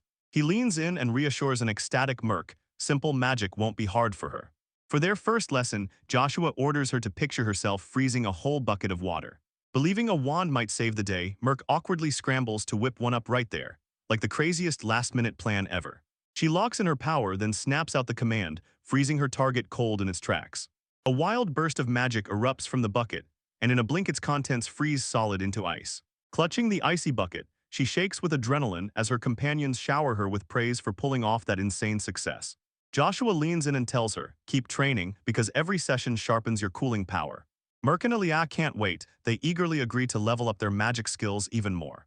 Merc pitches using her brand new ice magic to forge the new facilities. The next morning dawns under a calm, open sky, like the world is whispering, "All right, start fresh." Inside, they find the rescued Tengu girl curled up and sleeping peacefully, finally catching her breath after everything she went through. Joshua and Merc head outside, slipping away and leaving the sleeping girl behind. He drops to the ground and starts carving away at a huge panel, while a curious Merc watches, head tilted in confusion. Joshua tells them he made the demons dig a massive hole just for him. They rush down a stone-lined staircase, locked behind a brutal violet iron door. He slams his shoulder into the door and swings it wide, blasting it open to reveal what's inside. Merc jolts with wide-eyed awe as he realizes he's carved out a huge, empty underground chamber. Joshua tests the plan by asking if she can freeze the room's floor and walls. He breaks it down. This place is a cold storage vault for meat and fish, built to keep everything from spoiling. Joshua admits that freezing an entire space this massive is a real challenge for him. He says his skills are basically laser-focused on one thing, forging magic. Merc locks eyes with him, baffled by his weird specialty, while he pushes her to practice right then and there. Suddenly her ear twitches. She feels something off outside, like the world just shifted. Joshua declares he's heading out to work on the walls, then gears up to leave. Merc slams in and blocks him, shouting that the Tengu girl is wreaking havoc outside. From far away, they can spot the whole drama bursting out in the village courtyard. The moment Joshua and Merc spot that girl, they bolt toward the trouble's source. They spot Ilya and Meta trying to carefully hold back an enraged Tengu girl who's spiraling out of control. Ilya begs the girl to take a break, but she shuts him down. She swears she's totally fine. The Tengu girl blurts out her thanks, then stops mid-sentence like her words simply vanish. She can't explain a thing. Ilya looks at her torn wings and snaps that she'd just hit the ground again if she tries to fly. With her wings sagging in defeat, Joshua strides up and introduces himself, along with the rest of them. The whole crew holds their breath as the Tengu girl stays locked in silence, head hanging low. He straight up demanded to know if some rule stopped her from talking to them. The winged girl nervously declares her name, Saw, and reveals she's a Tengu member. Ilya flashes a warm smile and proudly calls herself the village chief, while Merc sneaks a nervous peek from behind her. Joshua leans toward Asawa and presses her for answers, trying to make sense of what's happening with her wings. He calls out the brutal truth: she can't fly with them. With a grim, focused stare, Joshua locks in and starts piecing together the perfect solution to her problem. With iron determination, he vows to forge a tool that will help her. His sudden, confident declaration slams into the moment, and all three girls go wide-eyed, stunned, and completely speechless.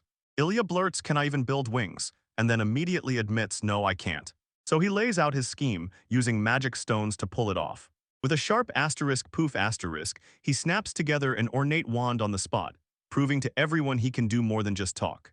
Then he leans in and asks Suha straight up if she can use any kind of magic at all. Joshua tells her to picture herself conjuring wind, and Merc jumps in, showing her step by step. Eyes locked in, Suha leans in and hisses the wind spells incantation like she's daring the sky to obey. A tiny gust whips around her and you can tell she's got real talent for it.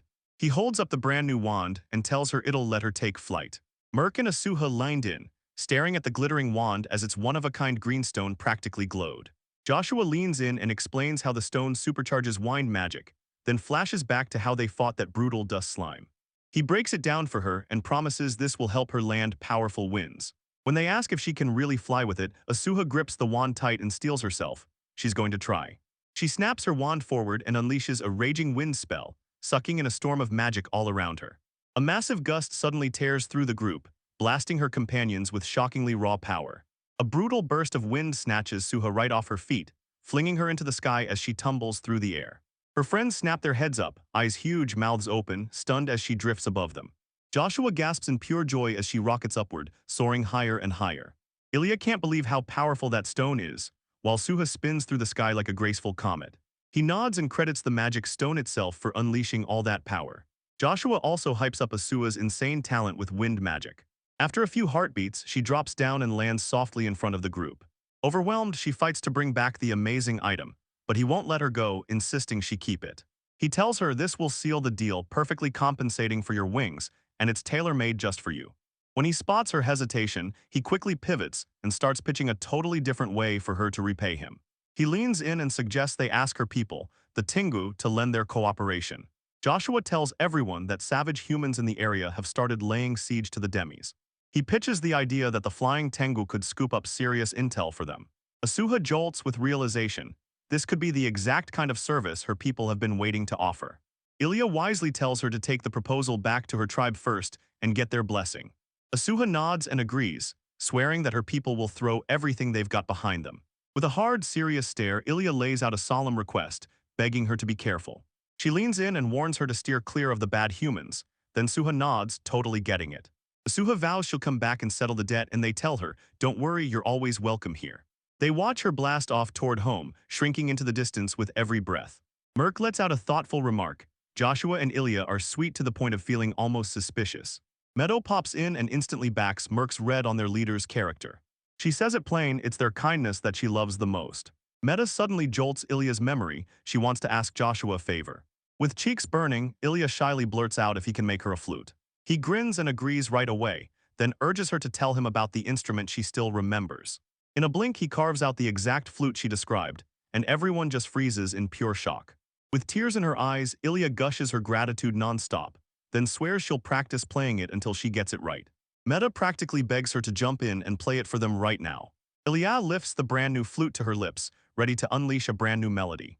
Joshua grins, already buzzing with anticipation for that gorgeous sound that matches her warm, radiant personality. A deafening, blood-chilling screech tears through the air, and it instantly freaks everyone out. He screams her name in panic and clamps both hands over his ears as the sound hits like a wrecking ball. His desperate plea for her to stop is barely cutting through the relentless roar.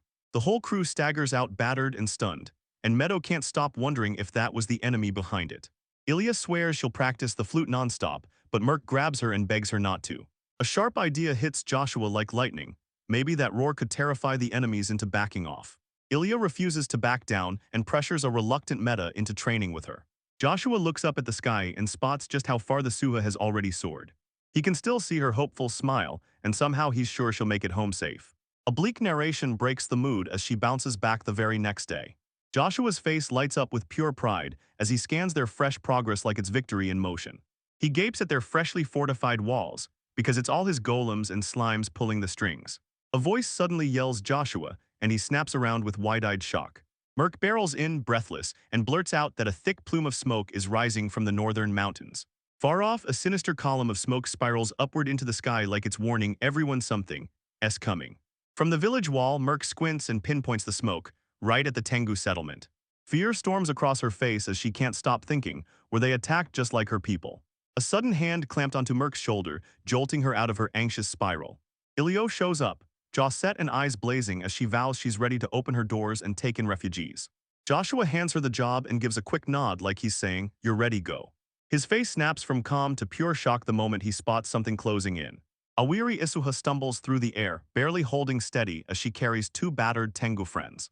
Down below, her panicked people scatter in total chaos, running for their lives like the ground just broke. The refugees, kids and old folks included, stared out, ragged and shaking with pure terror. Joshua's stomach drops as horror hits. Turns out slave hunters ambush them. Desperate Tengu refugees start pouring into the village, clawing for safety. Rushing to catch up, Joshua reassures a weary Saha that they'll take everyone in, no matter what. Asuha crumples in tears, screaming that every last house in their village is gone, burned clean to the ground.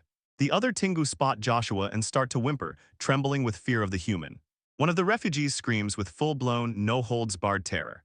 He erupts in a scream, shouting that a human is here, and that death is coming for everyone. Panic detonates the moment the terrified Tengu screams for everyone to scatter and run. Ilya shoots in front of Joshua in a flash, yelling that he won't let Joshua hurt them. A refugee snaps, "Why would a Suha lead us to humans like we're some kind of offering?" With panic roaring louder and louder, Suha throws herself into it, desperately begging everyone to stop. Crying hard, she swears Joshua and Ilya are nothing alike, and that they literally saved her life. The Tengu drop into stunned silence because they realize these weren't fake smiles, they were truly welcomed. Ilya kneels beside a refugee, gently soothing them as he whispers apologies for every bit of pain they've been forced to endure. With a heart full of empathy, she ushers them in, feeding them warm food and giving them a safe place to rest. Merc volunteers to patch up the injured, and Ilya wastes no time, offering them a safe place to sleep. Inside, the villagers rush in and start bandaging the exhausted, battered Tengu.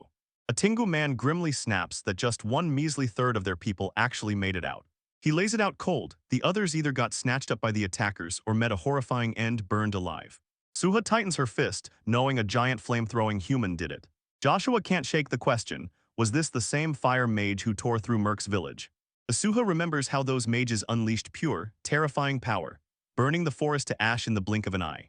Joshua realizes that only a top-tier mage could be summoning flames this massive.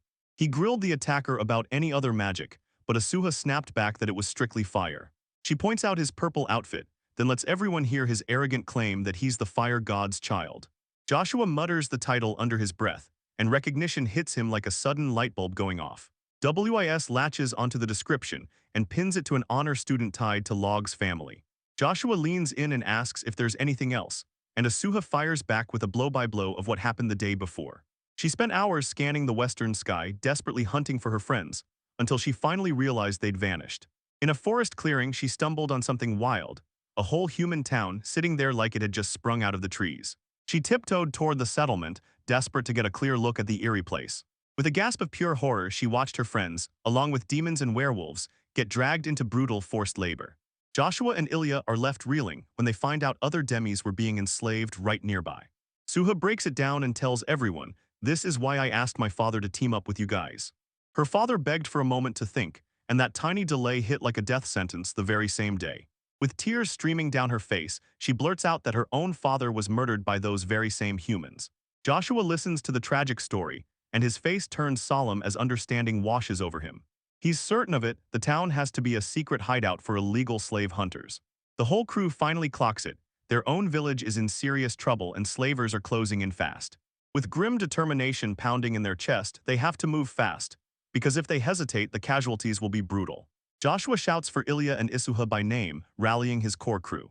And for the big talk, he calls in Meta, Merc, and Wiz. With a grim look on his face, he snaps, "We all need to talk." The village's top minds huddle together for a full-blown council of war. Joshua lays out a chilling truth: the slave hunters could strike at any moment. He fires back, asking what they think they should do the moment the slavers show up. Ilya's voice cuts through the air, sharp, steady, and unshakable. "We're fighting them." The villagers stood their ground, swearing nobody would be snatched away. Ilya swears she'll never quit, even if it forces her to throw down against her own kind. Her resolve stays unshaken no matter what kind of enemy they are or what race they come from. Locking eyes on that unstoppable, unified spirit, Joshua breaks the silence and fires off, "I've got a suggestion." Ilya hears it out and panic crests across her face as she weighs the brutal odds stacked against them. Joshua throws out a wild plan and dares them to make the first move. Meta and Ilya both freeze, staring in shock as his aggressive plan hits them like a punch. Meta explodes with energy, itching to hit back at their enemies. Joshua douses her excitement, telling her bluntly that a straight-up assault would be suicide. He makes it crystal clear. Their #1 mission is to rescue the captive demis right there at the base. Merc clocks their plan, bait the enemy out, then smash straight into the breach.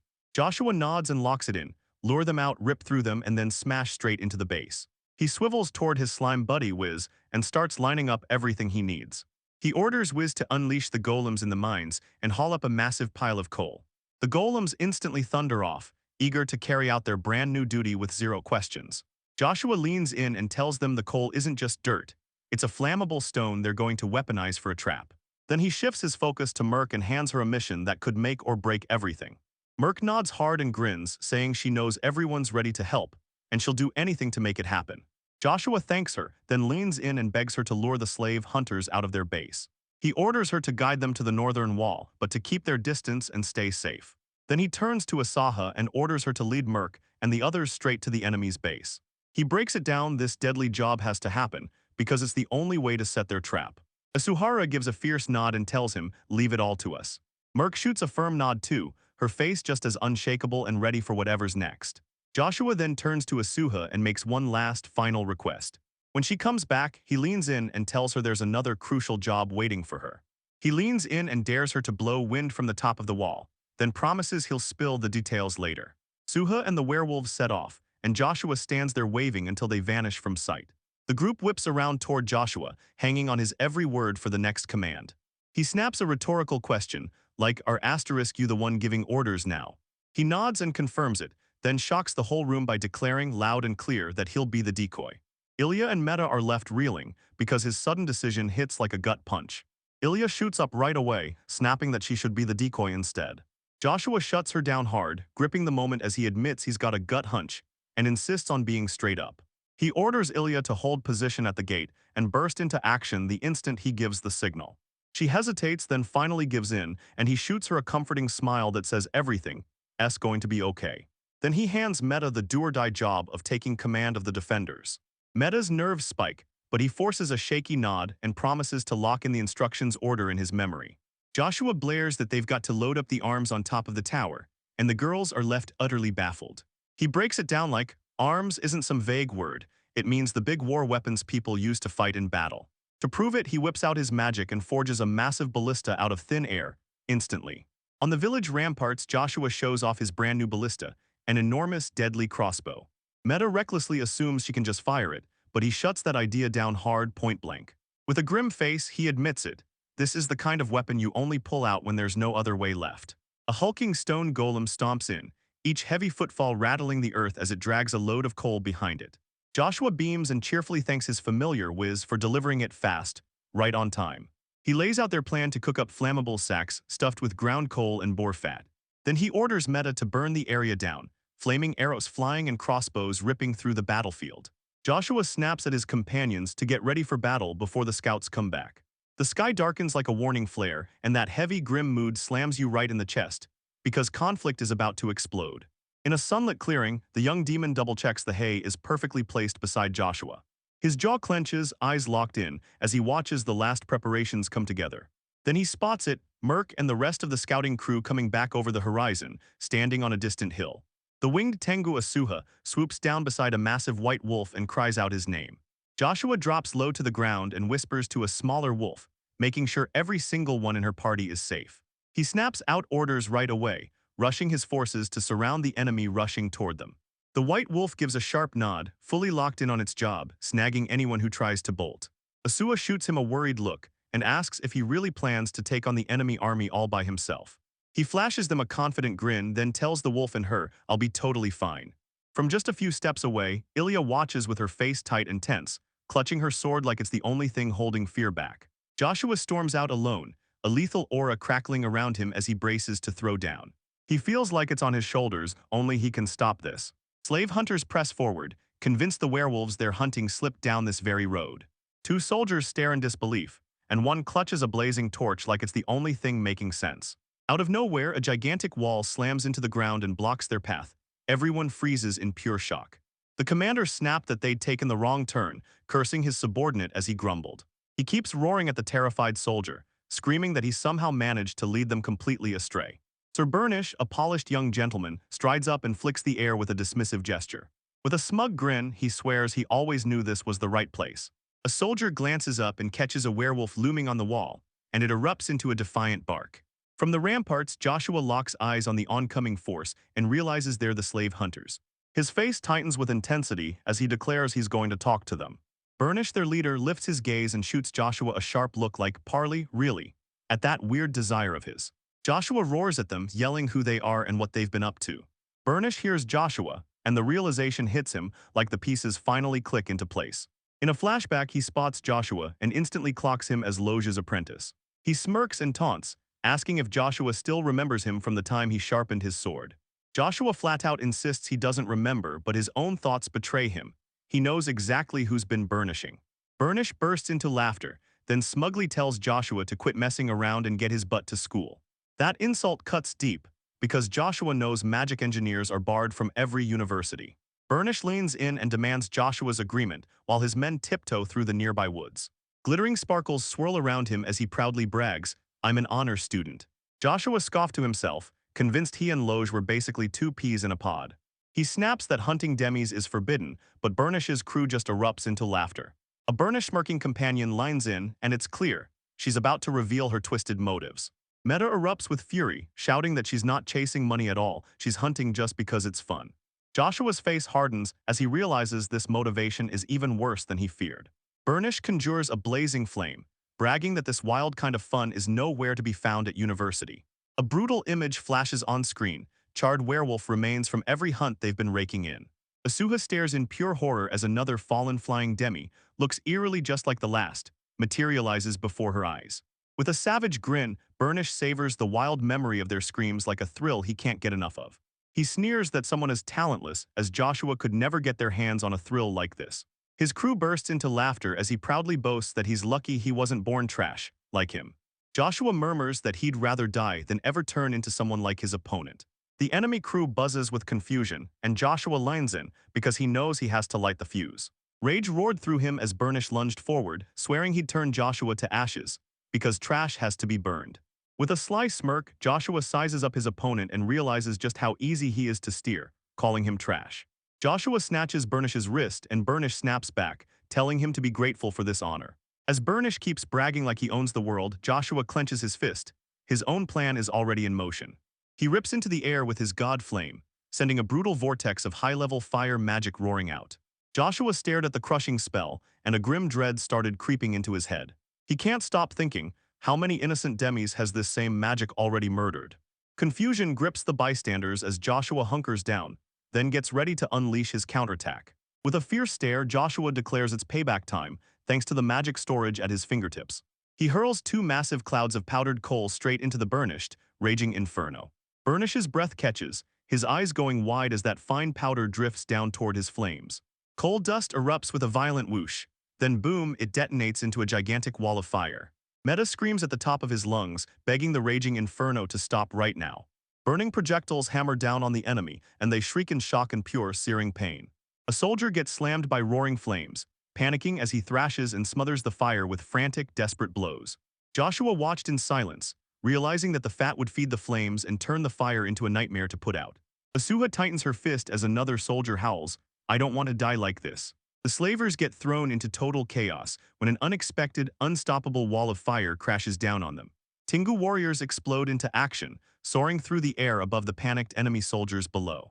The slavers freeze in terror. When they realize the attack is everywhere from every angle, they shriek, then bolt for the exit.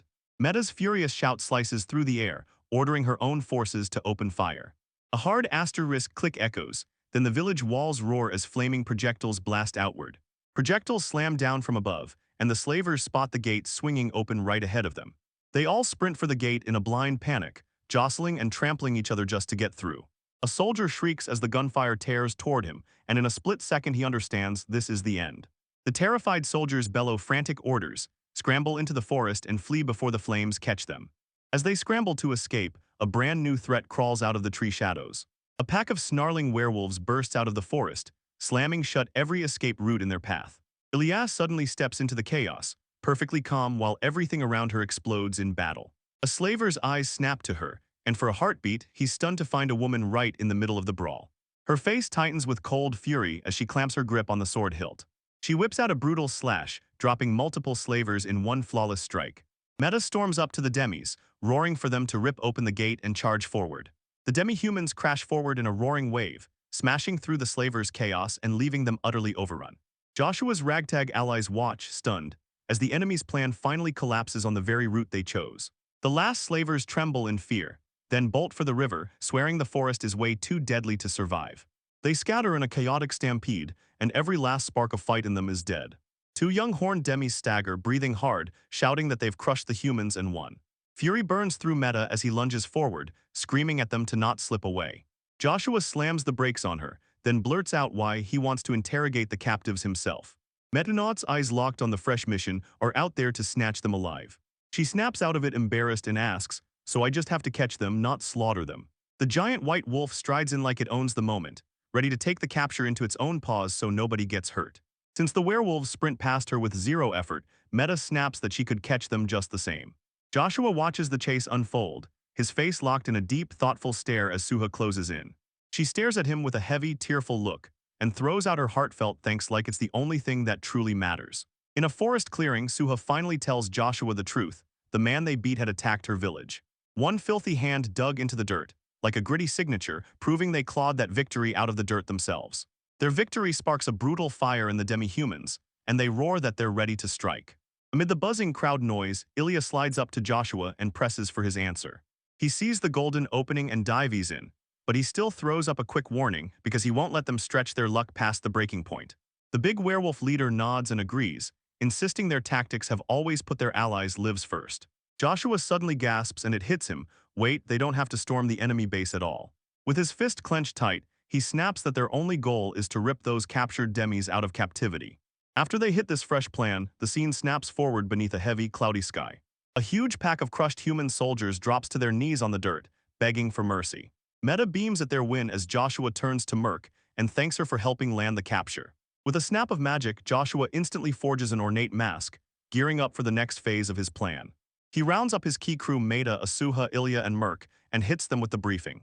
With the mask on, he flashes pure confidence and tells everyone, "Just follow me." He strides right past the kneeling soldiers, poised to launch his mind-blowing deception. Joshua snatches the mask and blurts, "Tell me, how many men are at your base?" A soldier jerks in fear as Ilya closes in behind him, her patience snapping by the second. The blade's cold, razor-bright glint snaps into view beside the terrified soldier's face. Ilya wrenches her sword halfway out, grumbling that this interrogation is dragging on way too long. With a chilling glare, she pins the soldier in place and gives him a brutal 10-second ultimatum to answer her question. The soldier screams with raw terror, and before the panic can even settle, he blurts out that he'll talk. He screams that roughly 50 soldiers are stationed at the base right now. His comrades scramble to back him up, clinging to every word as they plead for mercy, terrified they'll be killed. With the intel in hand, Asuha fires up the werewolves in Tengu and rallies them for their next strike. She barks that they follow their prisoner's footsteps and charge north straight for the base. A brutal army of demi-humans advances in lockstep, driving their human captives right into the jaws of what's coming next. Joshua scans his uninjured troops and realizes the numbers have finally swung hard over to his side. Ilya leans in and asks if he's got a plan, and he answers with a quick, confident yup. Then he drops his bold, audacious promise. He'll free everyone and not a single soul will fall. Right before the main strike kicks off, Joshua calls out to a startled Meta. A comrade leans in and lays it out. Half the demons have to stay behind or the village won't survive. Joshua leans in and tells the disappointed Meta that her job as a guard is absolutely crucial. Moved by his trust, Meta steps up, takes on the duty, and fires him off with a heartfelt good luck. Joshua hands Meadow the weighty roll and flat out tells her he's counting on her. Joshua snapped his arm forward and shouted for the rest of his forces to fall in behind him.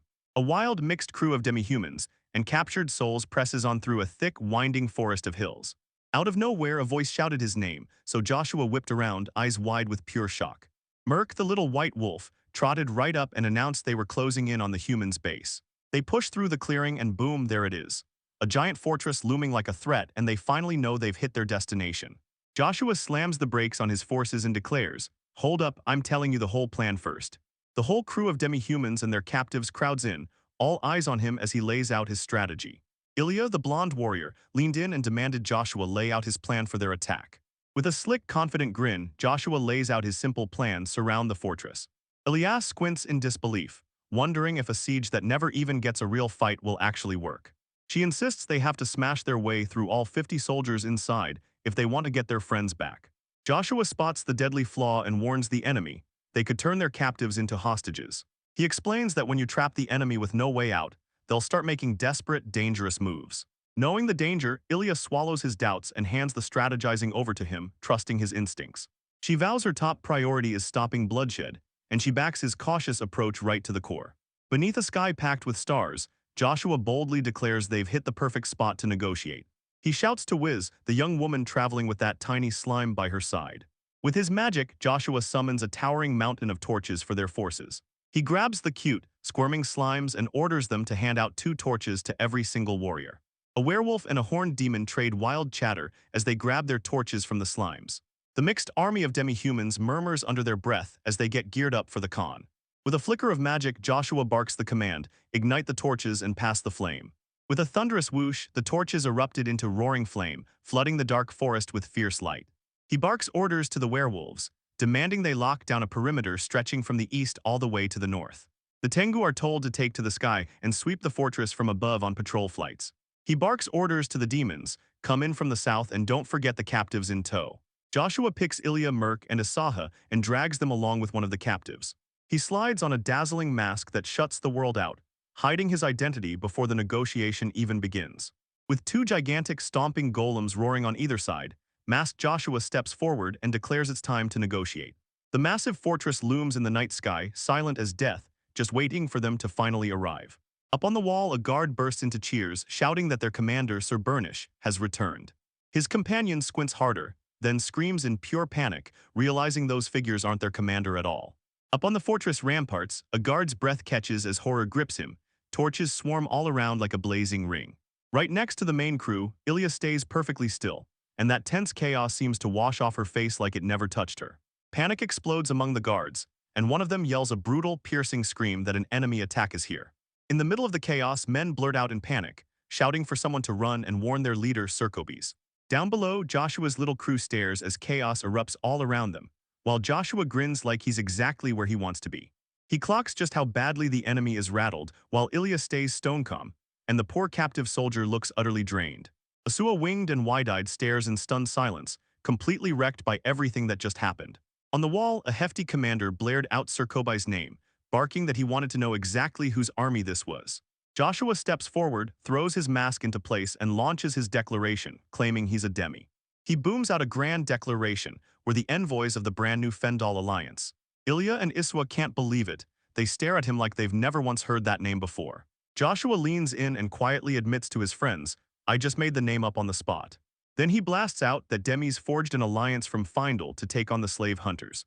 Circobes snorts at the claim like it's pure nonsense and vows he'll storm the fortress below. Joshua snaps back, asking if Kobe even understands just how many different tribes his forces have been tearing apart. Suha throws her hands up dramatically and screams that the sea of fire surrounding them isn't just heat. It's the flame of their anger burning on purpose. A flustered subordinate blurts to a stunned Kobe that their other commander, Banished, has also been swallowed whole by fire. The soldier Joshua's got pinned down jerks his head up and calls out to his old commander, ready to put his story on record. Tears pour down his face as he breaks the news. Sir Banished, and every last one of his soldiers got erased in less than 10 minutes. Sir Kobe leans over his fortress wall, shaking with fear and staring in stunned disbelief. From above, Wing Tingu scans the skies and realizes, this fortress is sealed in tight, completely surrounded by demis. Joshua delivers his final ultimatum, free everyone right now or watch death take them all. That brutal choice slams into her Kobe's, and leaves them frozen, stunned, and completely speechless. Asuha tells them their golems could smash the fortress gate, and Kobe's immediately drops to begging, please wait. Joshua snaps it right into focus. It's not about money, they're demanding the slavers vanish and their captives be freed. An advisor tells Kobe that the smartest move is to unleash the slaves and bolt for escape. Teeth clenched, Kobe gives in to their demands, then shoots back, are you really going to stick to your word? Joshua snatches Ilya and holds her like a hostage, vowing he'll kill her if Kobe so much as tries a single move. That blunt, brutal threat rips the breath out of Circobes and fills him with raw, shaking terror. Crushed and beaten, he yells that he'll do whatever they demand, every last thing. Joshua shouts the final order, then the gate slams open, every last slave is freed. With a thunderous creak, the massive gates rip wide open, and a wave of freed demis surges out, roaring their victory cheer. Then he whips around and orders his 3 companions to storm the fortress, double-checking that not a single soul gets left behind. Ilya stares in shock as a golem herds a whole crowd of demi-humans. Mission cleared, and Ilya sprints back to the masked Joshua, ready to give the report. She stands right at the open fortress gate, and beside her 2 weird little companions, a small slime and a wolf. Her face drops into a heavy, somber stare as she confirms the living captives are all freed. Only some had already slipped away. Spying that dawn was closing in, Joshua decided they'd already done enough and ordered a retreat. Right as they're walking out, he spots Fortress Commander Kobai trying to slip away in the shadows. Joshua storms in and confronts him head-on, while the terrified commander shakes and swears, no doubt that Joshua freed everyone. Then he vows that he and his men will ride out for good, and they'll never come back. With his allies right behind him, Joshua tells the battered humans, demis aren't foolish, not for a second. He slams his hand down and barks that they'll accept their word for now. The commander snaps out the order, every soldier pull back and get out of that area now. From the safety of the woods, the triumphant demi-human crew stares as their enemies scatter and run. Joshua turns back and fires off a question to Merc, are they being tailed? Merc checks the area and snaps back, the coast is clear. One of his companions presses him for details on that Fendal alliance he'd teased earlier. Joshua grins and admits, I just made it up to sound way more intimidating. A flicker of doubt cuts across Ilya's face as she listens. She panics once their common enemy is wiped out. She fears their hard-fought alliance could crumble for good. Joshua's eyes widen when Ilya's voice cuts in, sounding genuinely worried about the very thing he just raised. Asuha snaps back fast, insisting they'll always stay right by their side. She insists they're free to stay if Joshua and the others are good with it. A brilliant idea hits Joshua like lightning and he blurts out, let's expand the Fendal alliance. Ilya's face brightens with fresh hope, and she beams as she gladly agrees to keep teaming up. Joshua weighs the next move with razor-sharp logic for their brand new organization. He pitches the alliance needs a representative, and then his voice drops as the implication hits him, chilling him to the bone. Right on cue, Ilya, Asuha, and Merc snap around and lock onto him with sharp, waiting eyes. Ilya heatedly insists the whole plan worked only because he knows exactly what he's doing. Asuha leans in with total conviction, insisting he's the one who should step up and lead them. Merc steps in and drops the truth. He's the one who pitched the alliance in the first place. Joshua's torn up inside, terrified that once people see he's human, acceptance won't come easy for him. He stands there locked in thought, weighing every risk and reward, already feeling the upside of being an outsider. Before he can even think, Ilya blurts out that he's the leader, then slams down the terms like it's already decided. The crew bursts into cheers, and a slightly dazed Joshua gets congratulated by Merc. They marched back to their village, and this time the place was locked down behind a towering stone wall and a brutal gate. A massive, roaring celebration is exploding right now, joy pouring out as the newly freed demis revel in their freedom. Meta lines in and greets Joshua, totally blown away by how many people they managed to pull to safety. Joshua spots smoke crawling into the air and immediately demands to know where it's coming from. Meta proudly tells him she whipped up a huge feast for everyone, and right then he can't help but praise her.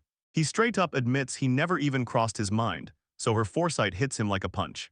Beaming, Meta practically declares, "Of course I'd think of you like that, after all I'm your wife." Joshua is left completely stunned by her shocking, no-nonsense declaration. She leans in with a calm smile and lays it out. Honesty is a demon's virtue, and she's already had him on her list of plans to tell. Meta snatches an amplifier, raises her voice, and blasts her new status to the whole crowd. Ilya steps up to Meta, eyes locked on hers as an icy look slices through the air. The demi shudder in shock at Meta's bold public move, everybody's stunned. Ilya admits that Meta's slick move was smarter than she ever guessed. Meta fires back that she's only telling the truth, and then declares straight up that Joshua is going to be her husband. Ilya refuses to lose. She clamps onto Joshua's arm with a sharp, unshakable look. She blurts out that this is the kind of day you never forget, so she begs him to marry her, right here, right now, and ties the knot together. Two women clash in a furious argument, and a totally stunned Joshua scrambles to shove in a word. He flat out insists he's got zero plans to marry anyone, at least not anytime soon. Merc crashes into the madness, rubbing up against his leg, then jokes that he's his wife too right there in the chaos. Meta and Ilya decide to end their feud the only way they know, by going head-to-head in a boar hunting competition. Asuha steps up and pushes for the group to do the sensible thing, eat the food that's already been prepared. Ilya clocks the look on Joshua's face and realizes he's exhausted too. Then she snaps at Suhav, accusing him of trying to worm his way into his life under the disguise of being sensible. Meta and Ilya both swear they're the perfect match for Joshua. Flustered out of her mind, Asuha clutches Joshua's arm and blurts that she's the perfect match for him. Little demon kids swarm in, giggling as they pelt Joshua with playful hits, and they thank him for the food right away. A huge celebration erupts as the brand new Findle Alliance, demons, werewolves, and Tengu all together, finally takes shape. Overwhelmed to the core, Joshua lets out a heavy sigh and prays that his brand new alliance doesn't implode before day one even starts. Later, during the roaring feast, the demis dive into the food and feast with the whole crowd.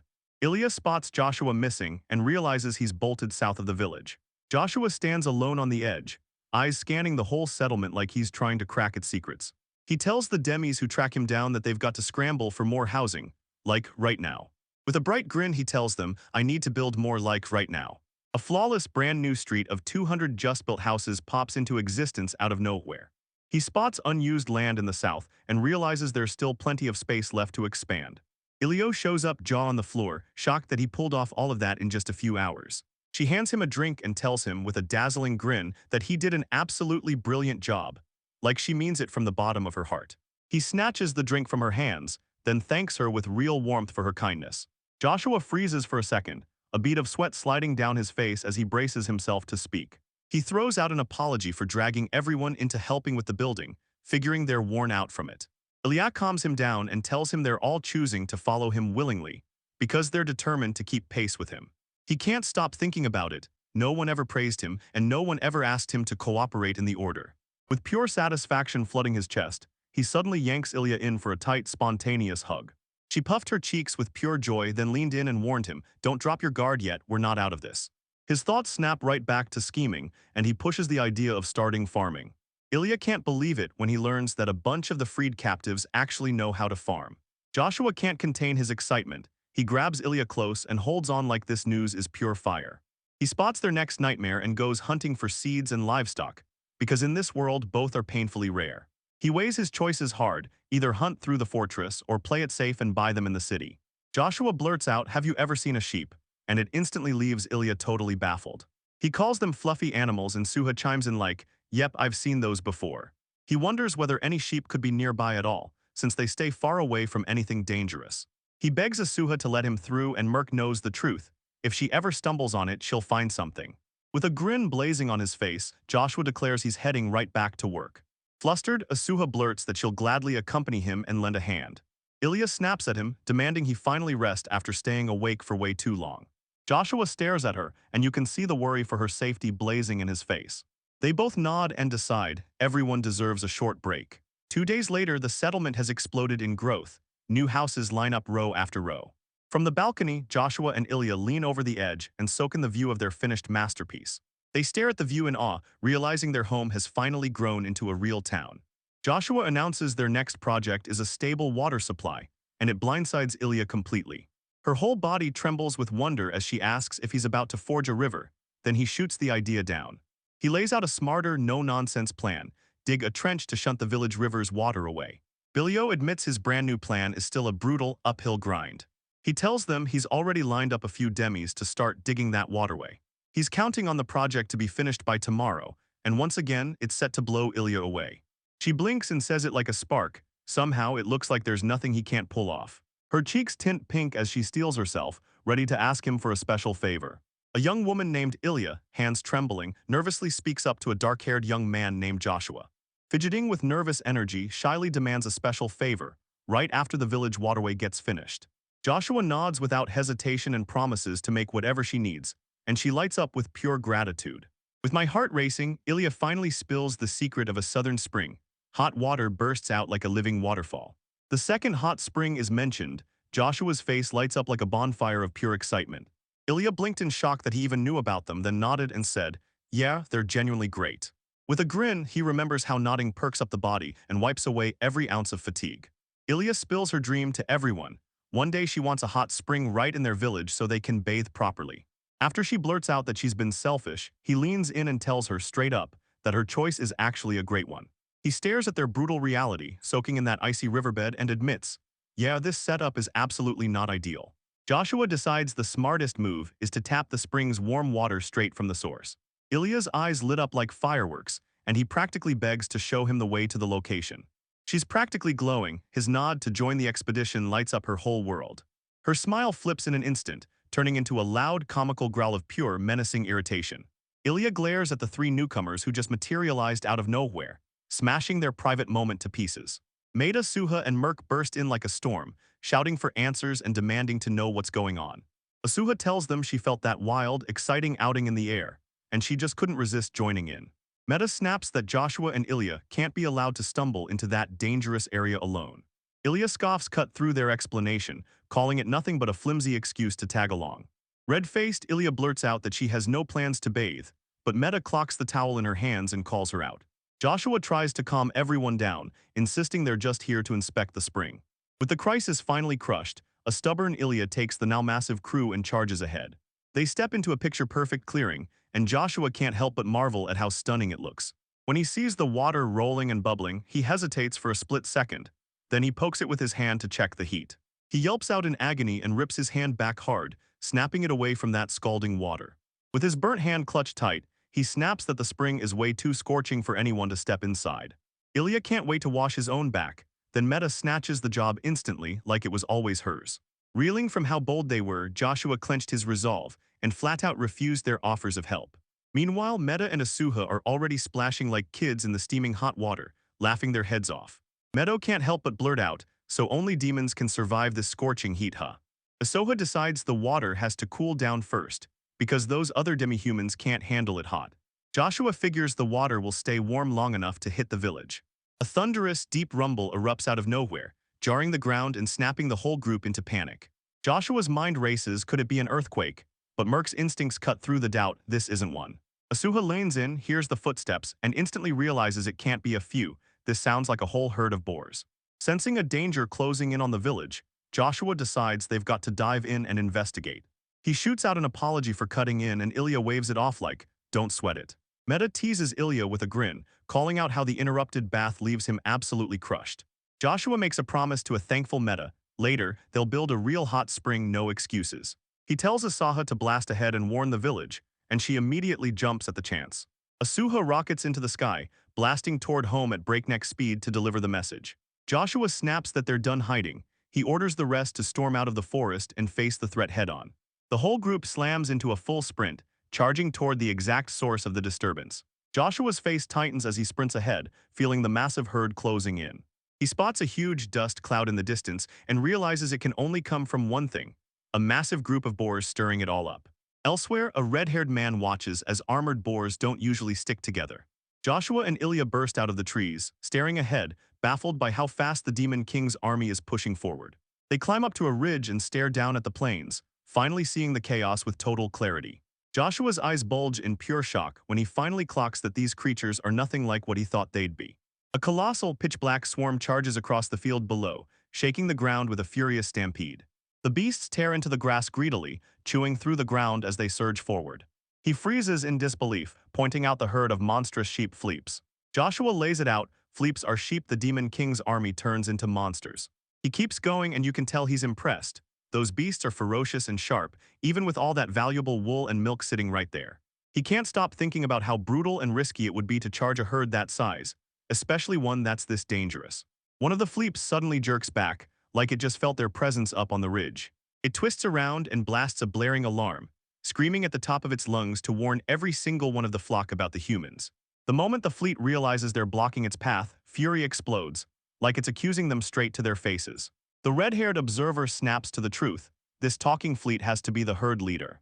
Ilya's shudders as the fleet's mood flips to pure menace: tasty grass be damned. The boss fleet fires the command: round up the herd and hit the humans hard, no mercy, wipe them out. With sunglasses gleaming, the fleet leader blares savage cries, rallying his brethren to attack the humans. A raging stampede erupts, thousands charging in unison, and the ground starts shaking like it can't take the impact.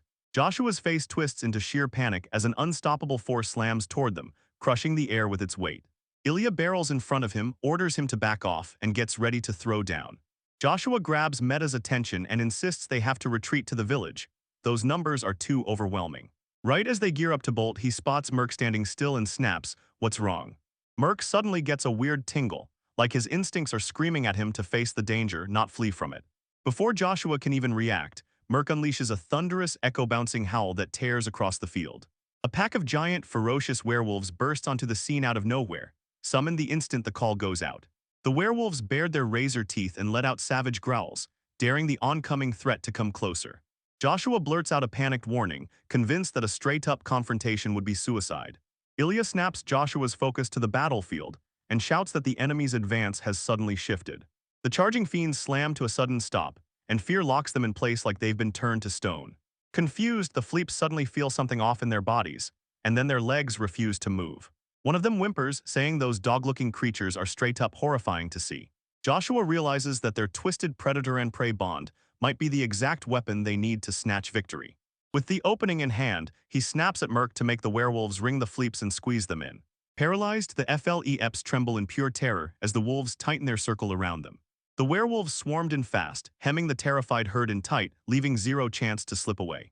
The trap's fleeps scream in terror, scrambling for the next move. With the enemy finally boxed in, Joshua slams his magic into place and forges a rock-solid wooden fence. The fleeps are trapped inside the magical corral, all squished together like they've got nowhere left to run. One of the fleeps spots a fresh threat sneaking up right behind them. The rest of the village's defenders, horned, winged demis, come swooping in like reinforcements from the sky. The fleet boss roars at the others, screaming at them to quit acting like wimps. With her fear finally gone, Ilya snaps out the order: everyone goes down. She glides in total silence, sneaking up from behind one of the trapped fleeps. Sword drawn, she lunges, ready to slice the creature before it even realizes she's there.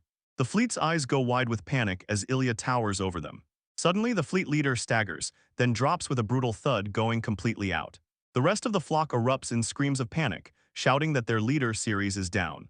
Ilya turns to Joshua and demands, "What do we do now?" as the fleeps have flat-out lost the will to fight. Joshua snaps that they should interrogate the creatures themselves, because they can talk. The crew stands before that huge, jittery crowd, braced to kick off the message any second. One of the fleeps blinks slow as a countdown, slumped over like it's just lost the whole war. Ilya tiptoes closer, voice steady as he reassures the terrified creatures. He's got no intention of hurting them. A fleet bursts in claiming humans just hit them, and they're shaking with fear. Joshua demands, "Are you from the Demon King's army?" And the creature immediately answers, confirming it. It dives into how they got snatched, then right in that awful cage, decided to break free and run. A fleet throws back their story of cruelty, only muddy water and rotten meat served like punishment. After they finally escape, the creature bears the truth. Fear never leaves them because everything hunts them. Joshua looked them dead in the eye and confirmed it. Danger was real, and they were now trapped in hostile human territory. While the fleeps tremble and bleed with nerves, Ilya softly tugs Joshua's sleeve, stealing his attention. Ilya offers help, and right when it sounds perfect, a surprised Joshua blurts, "Are you sure?" With a dazzling grin, Ilya confidently hands the choice over to Joshua, the leader of their alliance. Joshua, rattled by the title, decides to step in and confront the trembling creatures head-on. Right in front of the panicked flock, Joshua blurted out his choice. He was taking every single one of them in. Fleet Leader Ceres jolts her gaze upward, stunned that help and sanctuary are being offered, out of nowhere.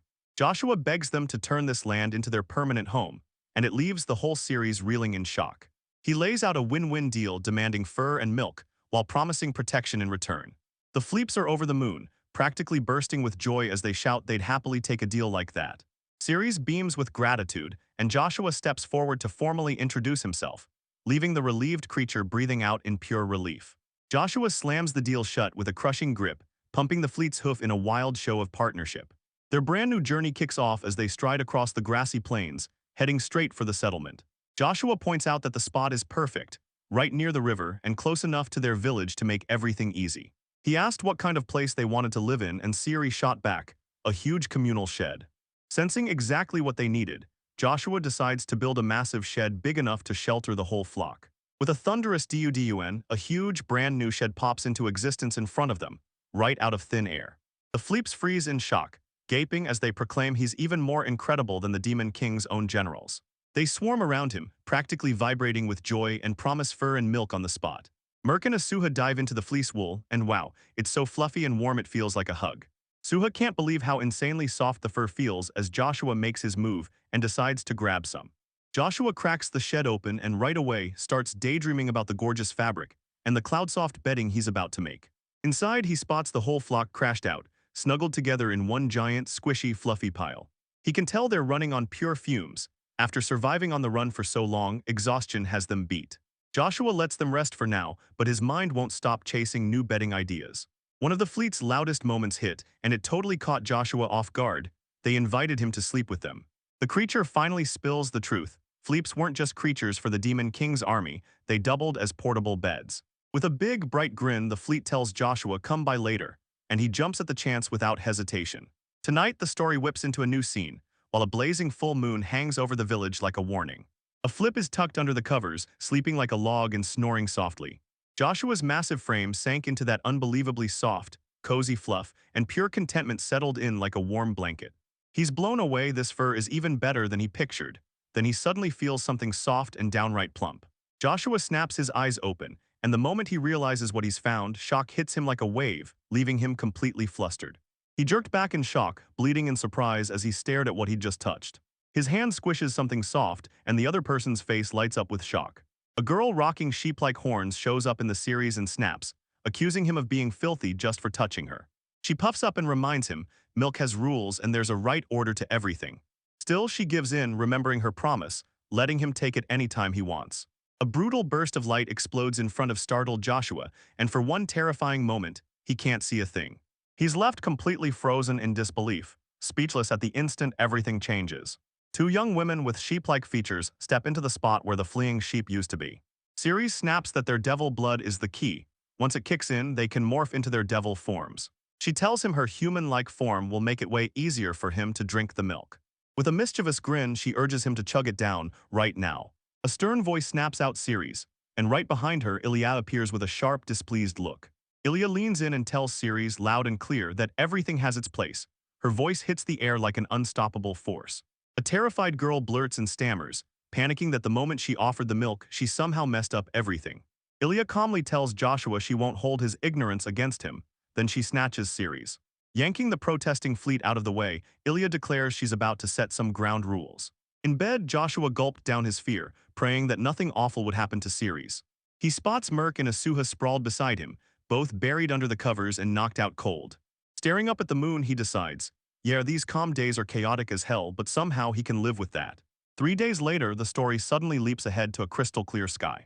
The whole community is exploding with fresh new tools, and people are out there fishing, farming, and mining like crazy. Everyone's grinning and celebrating, cozy in bedding stitched from fleep fur and boar leather.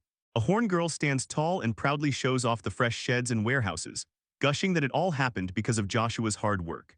Joshua and his friends stare in awe as the brand new waterway ripples through the village, fresh from the builder's hands.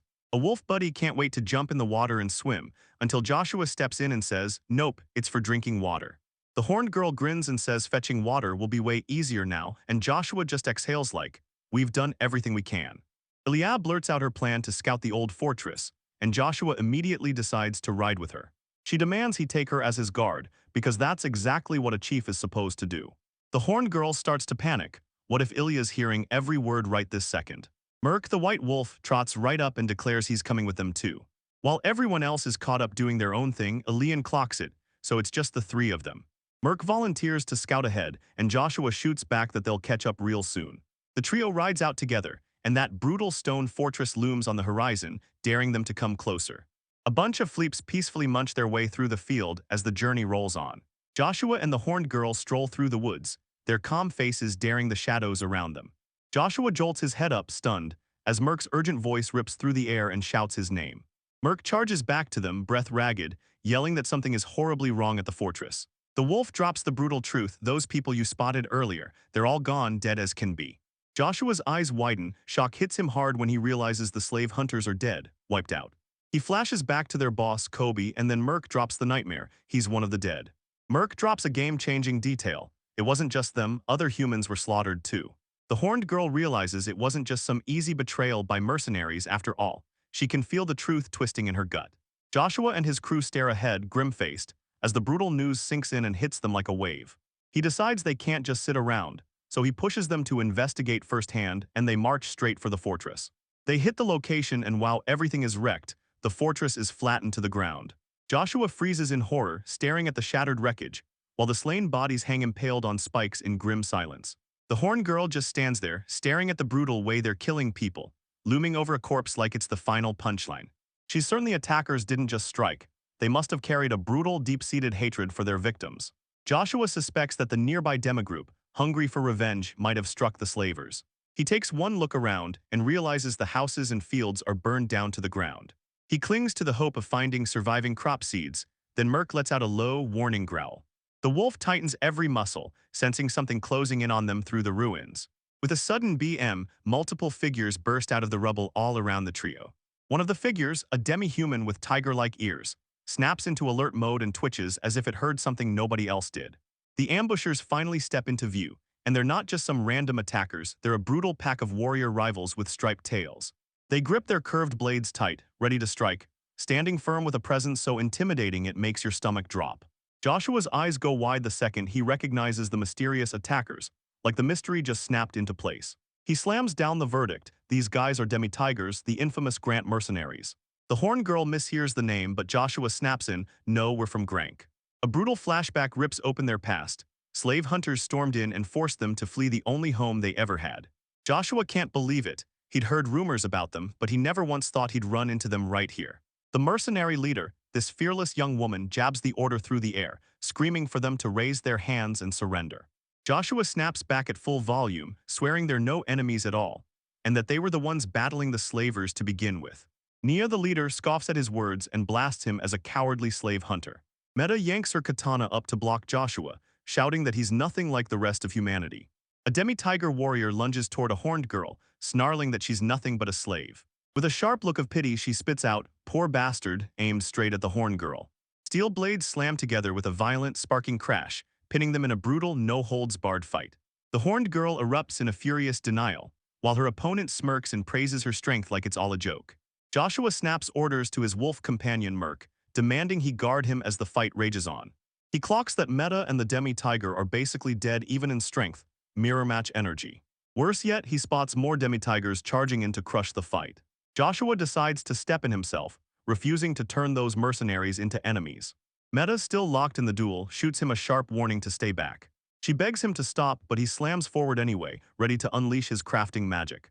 He rockets his hand forward and bellows the incantation, right as a rock wall slams into place.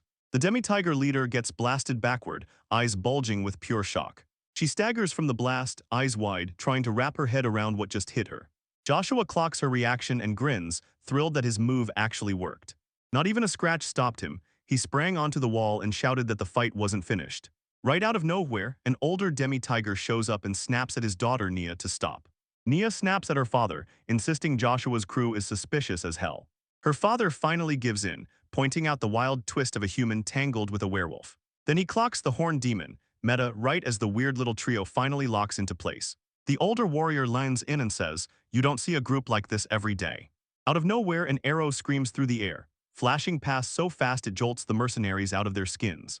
Neo spins around in pure shock, staring down the surprise projectile that just came out of nowhere. The whole crew whips around shocked when a brutal attack erupts from the ruins out of nowhere. A shadowy archer steps into view and barks, "Who's out there?" Joshua freezes in shock, and when the newcomer steps in, he realizes it's his friend Ilya. Ilya plants her hand hard on the hilt of her sheathed katana, ready to strike. Rage filled the demi-tiger as it tore straight at Ilya, completely wiping out its leader's order to stop. With jaw-dropping precision, Ilya parries both mercenaries' attacks at the same time. Nia, the leader of the demi-tigers, stands there like a stone statue as the duel erupts in front of her, face unmoved. Ilya gritted her teeth and snapped, calling her attacker a jerk while the fight raged on. She screams at the mercenaries to back off, now away from Mr. Joshua. Joshua watched the punches fly so fast, tracking every single hit as both fighters traded blow for blow. He spots it instantly. The demi-tiger is pulling her punches, gripping two blades but keeping one locked in its sheath. Joshua screams at Ilya to stop, insisting her opponent isn't really trying to kill anyone. The male demi-tiger swears his sword won't stand a chance against Ilya's brutal strength. Nia tells her father she's joining the fight, but he steps in and shuts her down. The father calmly tells his subordinate, "Ilya isn't someone you can beat." Joshua exhaled in pure relief, grateful the leader wasn't hostile. The older mercenary watches Ilya's insane speed and can't stop wondering who's about to win. The clash finally ends. He exhales, drops his pride, and apologizes, then steps in and introduces himself as Balon. The young man nods back and says, "My name is Joshua." Balon leans in and asks if he's from the Fendal Alliance, the merchant everyone's been talking about. Joshua nods to confirm it, then leans in and demands answers about the slave hunters' corpses. Balon snapped that the slavers owed them a debt, and they'd come to collect it. Joshua got it, then told him straight up, "We asked the slavers to get out of the area." Balon blurts out an apology and admits they're out of options. Joshua's group has taken everything they had left. Joshua nods and promises, at minimum we'll go out there and check every field for crops. After shutting down their deal, Balon storms in with the news, "We're heading south again." Then he whips his focus to his daughter and barks out Nia's name. Merc asks if they were looking for someone, and Nia shoots it down fast, claiming she hasn't found a single soul. Balon leans in and demands, "Merc, have you spotted any other demi-tigers around here?" The demi-tiger man bows and thanks Merc, then vows he'll come back and tell them the moment he finds someone. Joshua snaps the pieces of everything together, praying they'll track down their captured friends fast. A violent roar of thuds and crashes suddenly rips through the air nearby. Balon snaps his head toward the chaos, and just blurts that this situation is a total nightmare. They finally track the noise to its origin, an absolute wreck of wagons piled up in disaster. Two younger demi-tigers thrash wildly in the wreckage of their transport. The wagons are piled up in a wrecked heap, wheels snapped, frames smashed to pieces. The other mercenaries freak out, screaming over their shattered, wrecked vehicles. Nia's scream of rage tears through the air as she realizes their precious wagons are completely wrecked. Balon's sighs snapped to attention when it hit them. They'd have to haul their luggage by hand from here on out. Joshua strides up, fires off his crafting magic, and volunteers to repair the wagons on the spot. Nia glares at him with pure skepticism, convinced he can't possibly fix all five. He checks the wreckage, then declares that all it needs is a quick fix, just the wheels and the axles. With a smug grin, Joshua swears he'll be done in just a few minutes. Nia lets out a sharp, dismissive laugh, brushing off his bold claim as pure nonsense. She swears that even the best mages can't do a single wagon in less than a full day. Joshua grins and claims those mages were probably tied up with something else.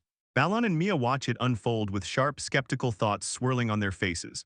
Balon, instantly hooked, nods him through and even promises to thank him once it's all done. Joshua drops to his knees in front of the wreckage, ready to start tearing into the mess. He decides it's smarter to start from zero and forge brand new wooden axles himself. With one sharp gesture, every wagon disappears in a blink, poof, like magic swallowed them whole. Neopanex demanded answers, roaring, "Where's our wagon?" Balon grabs his frantic daughter by the shoulders and orders her to stay calm, then just watch. He admits he gets how to craft magic, but this is way past anything normal. Joshua can't believe it. He's never once seen anyone stash a whole wagon like that. He realizes his crafting magic is insanely advanced, so advanced it even blows the south out of the water. In the blink of an eye, the wagon snapped back fully repaired, like they'd never broken at all. Balon, starstruck by Joshua, blurts out on the spot, "Come join our mercenary crew." Ilya shoots her objection right away, her face hardening with a fierce, protective glare. Joshua's other companions slither in from the shadows, closing ranks around him like they own the moment. With a soft, gentle smile, Joshua politely brushes off Balon's invitation. Balon pitches a new plan. He'll handle the repairs and they'll call him in whenever the damage is close by. He leans in and asks Joshua what he wants as payment for the repairs. Joshua goes to request crop seeds, and he's straight up asking for a decent pile if they've got it. Balon's eyes widen in shock, but he nods anyway, then barks at his subordinate to grab the seeds. Nia snaps up, furious, and demands to know why they'd hand over seeds they can't even plant themselves. She blurts out that those seeds are a priceless legacy, passed down from Grant and her own mother. Balon delivers it with heavy heart, better this way than letting the seeds rot away. He's determined to hand them to someone who can turn their potential into real growth. He shoves the heavy sack into Joshua's hands, then points to it and names it Grant Barley. Joshua strains under the sack's brutal weight, and Balon keeps firing off sharper, growing advice that pushes him forward. Once the deal wrapped up, Balon waved goodbye and urged Joshua to come visit. He stops dead in his tracks, and a grim seriousness snaps onto his face. The mercenary leader leans in and drops one last, crystal-clear warning, "Watch your step." Joshua asks if Balon wants even more slave hunters, and Balon shuts him down without a second thought. He nods and accepts the vague warning with a grateful smile, but worry flickers across his face. Balon flashes one last wave as his crew gets ready to leave.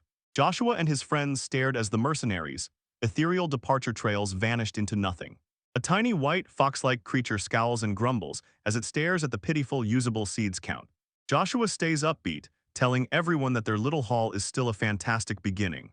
The story snaps into a flashback, showing how they tore through the fields once the mercenaries vanished. Merc the fox sniffed through the ground with razor-sharp instincts, and somehow only found 200 turnips. In the present, Joshua locks in. His big mission is to crank up their seed supply. He kicks off a huge, super technical breakdown on how Demon King turnips can literally soak up a man. Merc's totally lost. Those details fly right past his head, and the poor creature is left standing there, utterly baffled. Joshua leans in and breaks it down. These are big, fast-growing turnips you can yank out of the ground and harvest in just a month. Then he brings up the barley they got, saying it's brutally bitter, but you can still eat it. Clenching his fist, Joshua swore he'd carve out a fresh field for the new crops.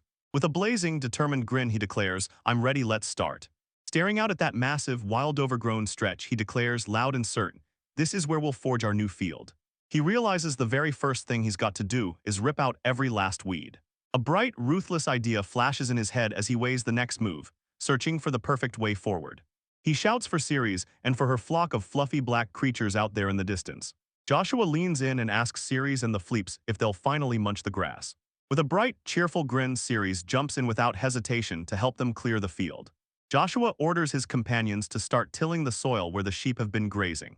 He drags out Meta, the horned girl, and shows them the sack of seeds they're about to plant. Meta studies the pitch-black barley seeds, squinting like, "Are these even gonna sprout?"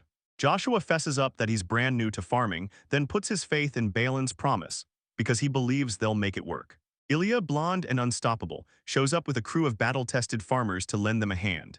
Villagers team up and dig up the earth in sync, while the fleets silently graze in the distance. A wild mix of demi-humans leans in together and starts planting seeds in the fresh, newly tilled soil. Metasmiles clenched his resolve and threw himself into the communal farming effort.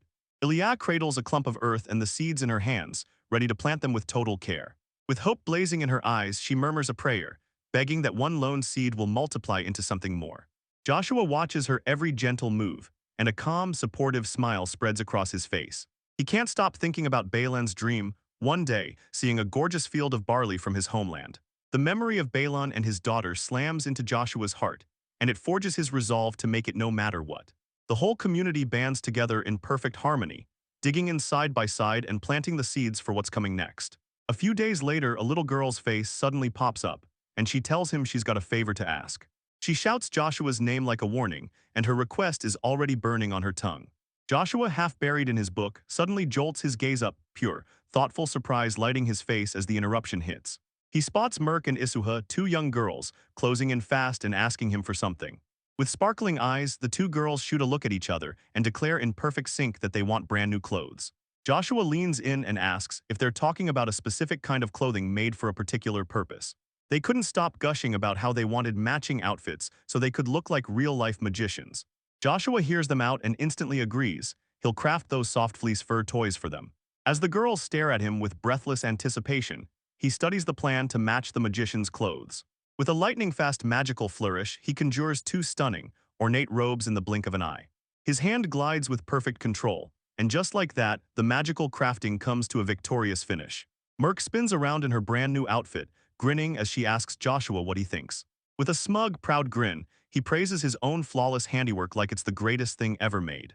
He leans in and tells Asuha that her new robe looks incredible, and swears it's going to supercharge her magic training. Asuha shyly lifts his leg and then fires off, asking what he thinks of her outfit.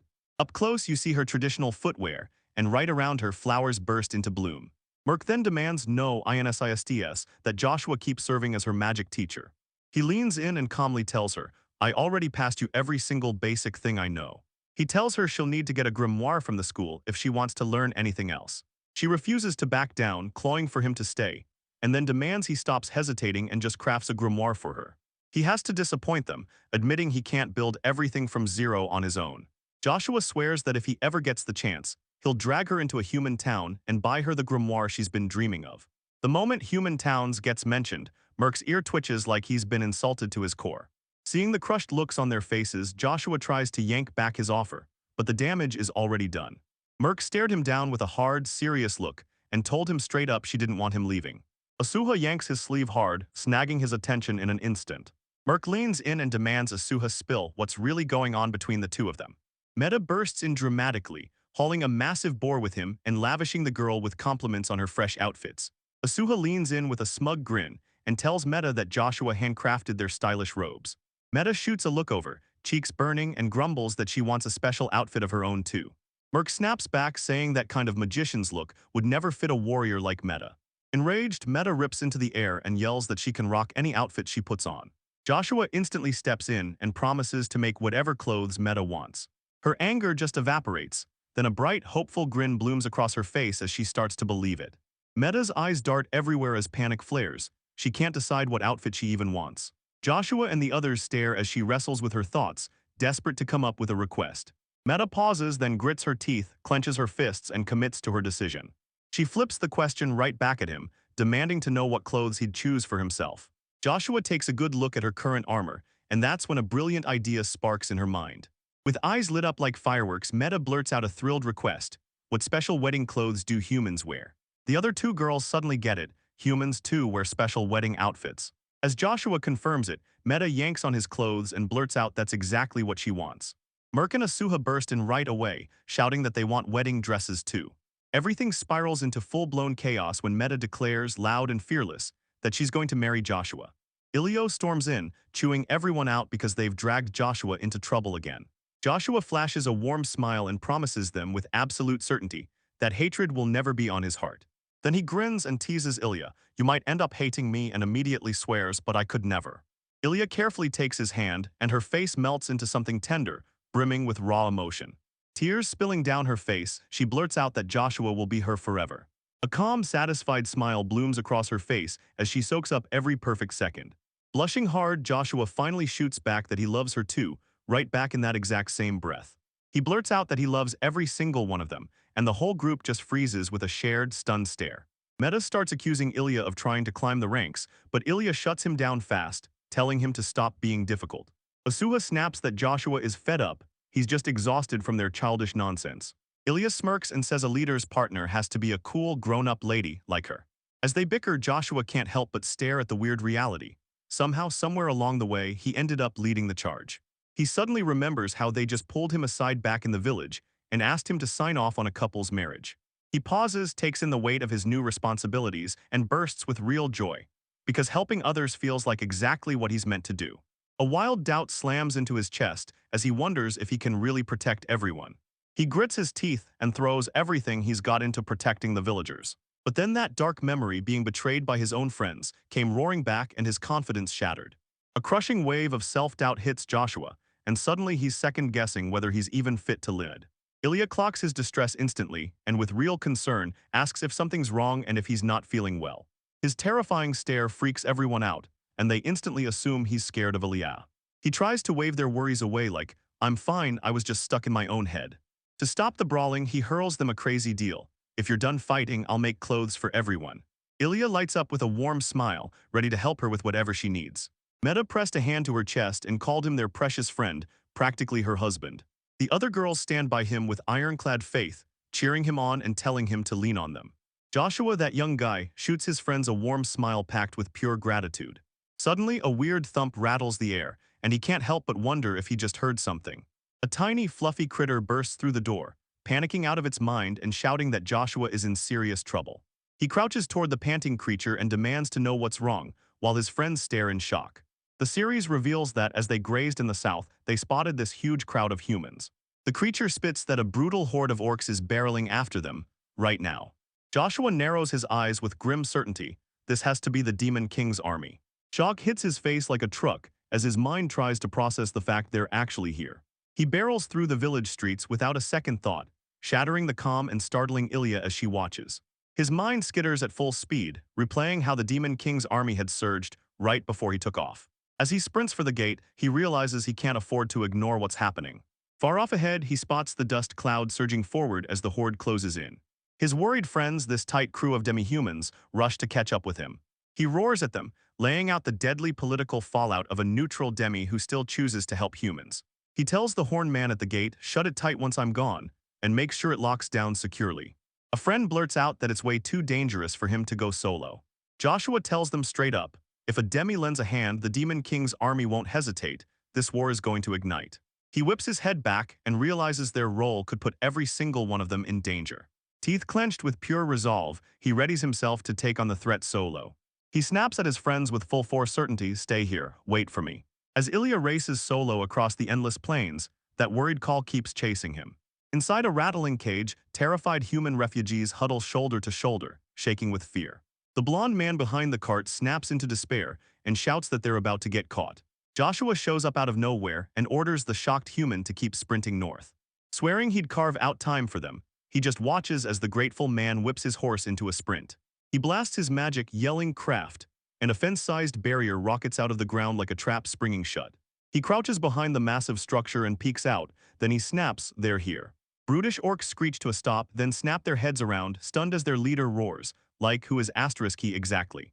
They burst into laughter, humiliating that lone, unarmed human who actually dares to step up to them. He grimaces hard, and you can practically hear him thinking, just how terrifying is that cruel cackle always sounds. Even with fear snapping at his heels, he digs his foot in hard, ready to stake his ground and make his stand. He roars a defiant challenge and swears he'll take out as many of them as he possibly can. An orc warrior rockets ahead, sneering that Joshua will be the only one who dies. His mind clicks into place. He crafts a sharp stick to meet their charge head-on. He knows one thing for sure, he probably can't pull off that same move twice. A sudden blur zips across his vision, and shock slams onto his face. With a flash of movement, Ilya slices through a charging orc in one smooth, deadly slash. He gapes in total disbelief, stunned that she can pop out of nowhere and land a blow so fast. Ilya declares it like a vow, his enemies are their enemies, and she's going to fight them all, no backing down. Sword raised and trembling in her grip, she pleads with him, "Don't shoulder that weight by yourself." The remaining orcs burst into frantic chatter, totally baffled by the chaos of how everything just flipped. She vows to help him because back when he needed it, he was the one who had helped her.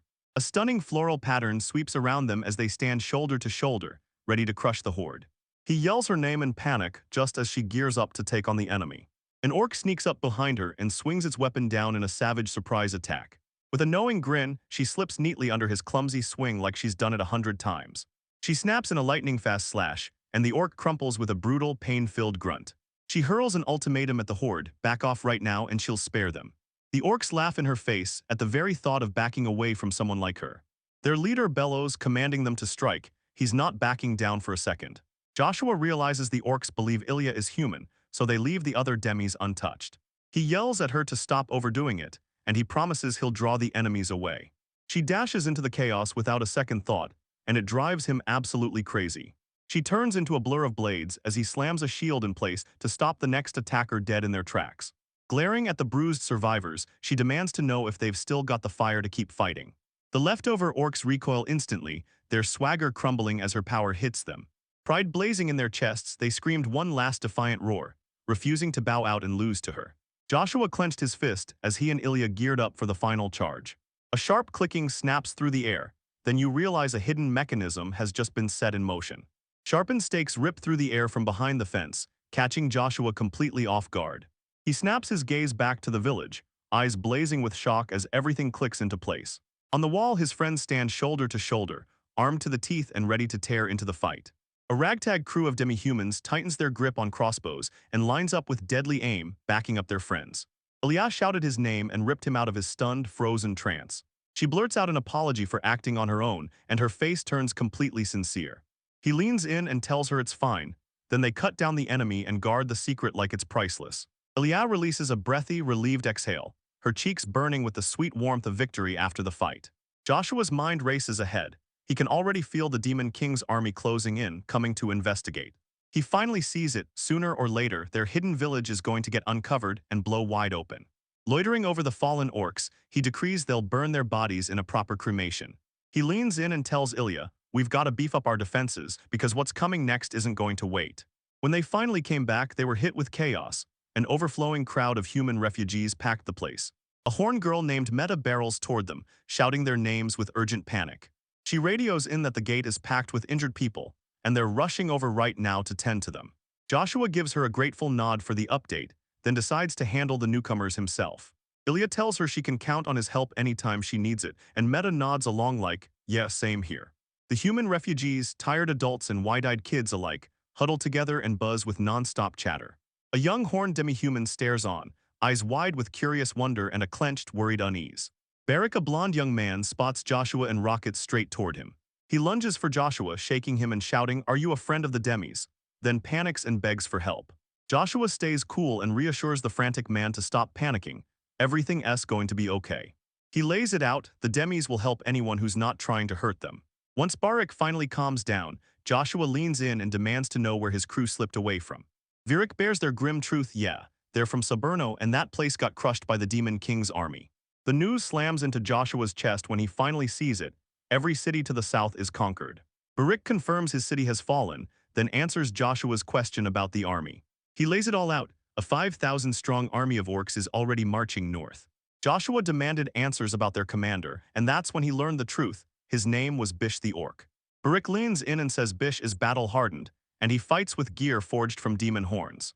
A bone-chilling memory crashes back as Joshua finally understands that Bish's troop obliterated his homeland. He thanks Barak for the intel and lays out a safe route north for him. A horn girl stares in silence as the two men loom beside the refugee wagons. A grinning demi-human thrusts food into the refugees' hands, urging them to dig in before they leave. Barak can't help but feel it deep in his chest, questioning whether they'd truly let someone like him take them up on that offer. The two men clasp hands and lock eyes, formally introducing themselves right there. Later, the refugees and villagers crowd around together, devouring the meal in one loud, warm communal feast. Merc, the fox-eared girl, locks eyes with the humans and snags Joshua's gaze in the blink of an eye. She admits it's been ages since she's seen any humans besides him. She flat out tells them she thinks one of them isn't just staring, someone's waiting for a moment that's about to hit. Her razor-sharp stare pins down Barak, who chews his food with a troubled, faraway look on his face. Barak, the blonde man, suddenly rockets up, screaming at his people to halt right now. Joshua stares with worry, then yells at Barak to stop and wait, right now. From far away, Joshua squints at the chaos, totally baffled. What on earth is going on? Barak rips out a fierce refusal. He won't take another drop of help because it feels wrong to him. With grim resolve in his chest, he vows to take on the Demon King's army by himself. He whirls around and holds out a tiny wooden crate, demanding Joshua take it. Inside, a terrified demi-tiger girl shakes uncontrollably while Barak lays out how he snared her. He bears his shame at last, swearing he'll make it right and repent for every horrible thing he set out to do. Joshua's whole face brightens as he hypes Barak for finally flipping his mind. Merc stared at the kid and vowed, "I'll make sure you find your people, your friends." Barak begs Joshua to watch over her, admitting that demis still have families to worry about. Joshua clocks that Barak's unarmed, then instantly conjures up magical weapons for him. Barak strains under the weight of those heavy weapons, and he shoots Joshua a grateful look like, You've done everything for me. Joshua flashes a gentle smile and tells you proudly that he's a crafting magician. Soft, steady smoke curls up from the village rooftops, drifting out in peaceful waves. Joshua slammed everyone together for a meeting at a long table, pulling his companions in close. He blurts out an apology for the Demon King's army news, like it just hit out of nowhere. Medellin surged ahead and declared that everyone had finally agreed they were going to fight. Joshua nods in agreement, but he's praying they can dodge a fight if there's any way to do it. He stares at their fortified walls, like peace is suddenly within reach. Ilya nods in agreement, convinced the safest play is to dodge any chance of bloodshed.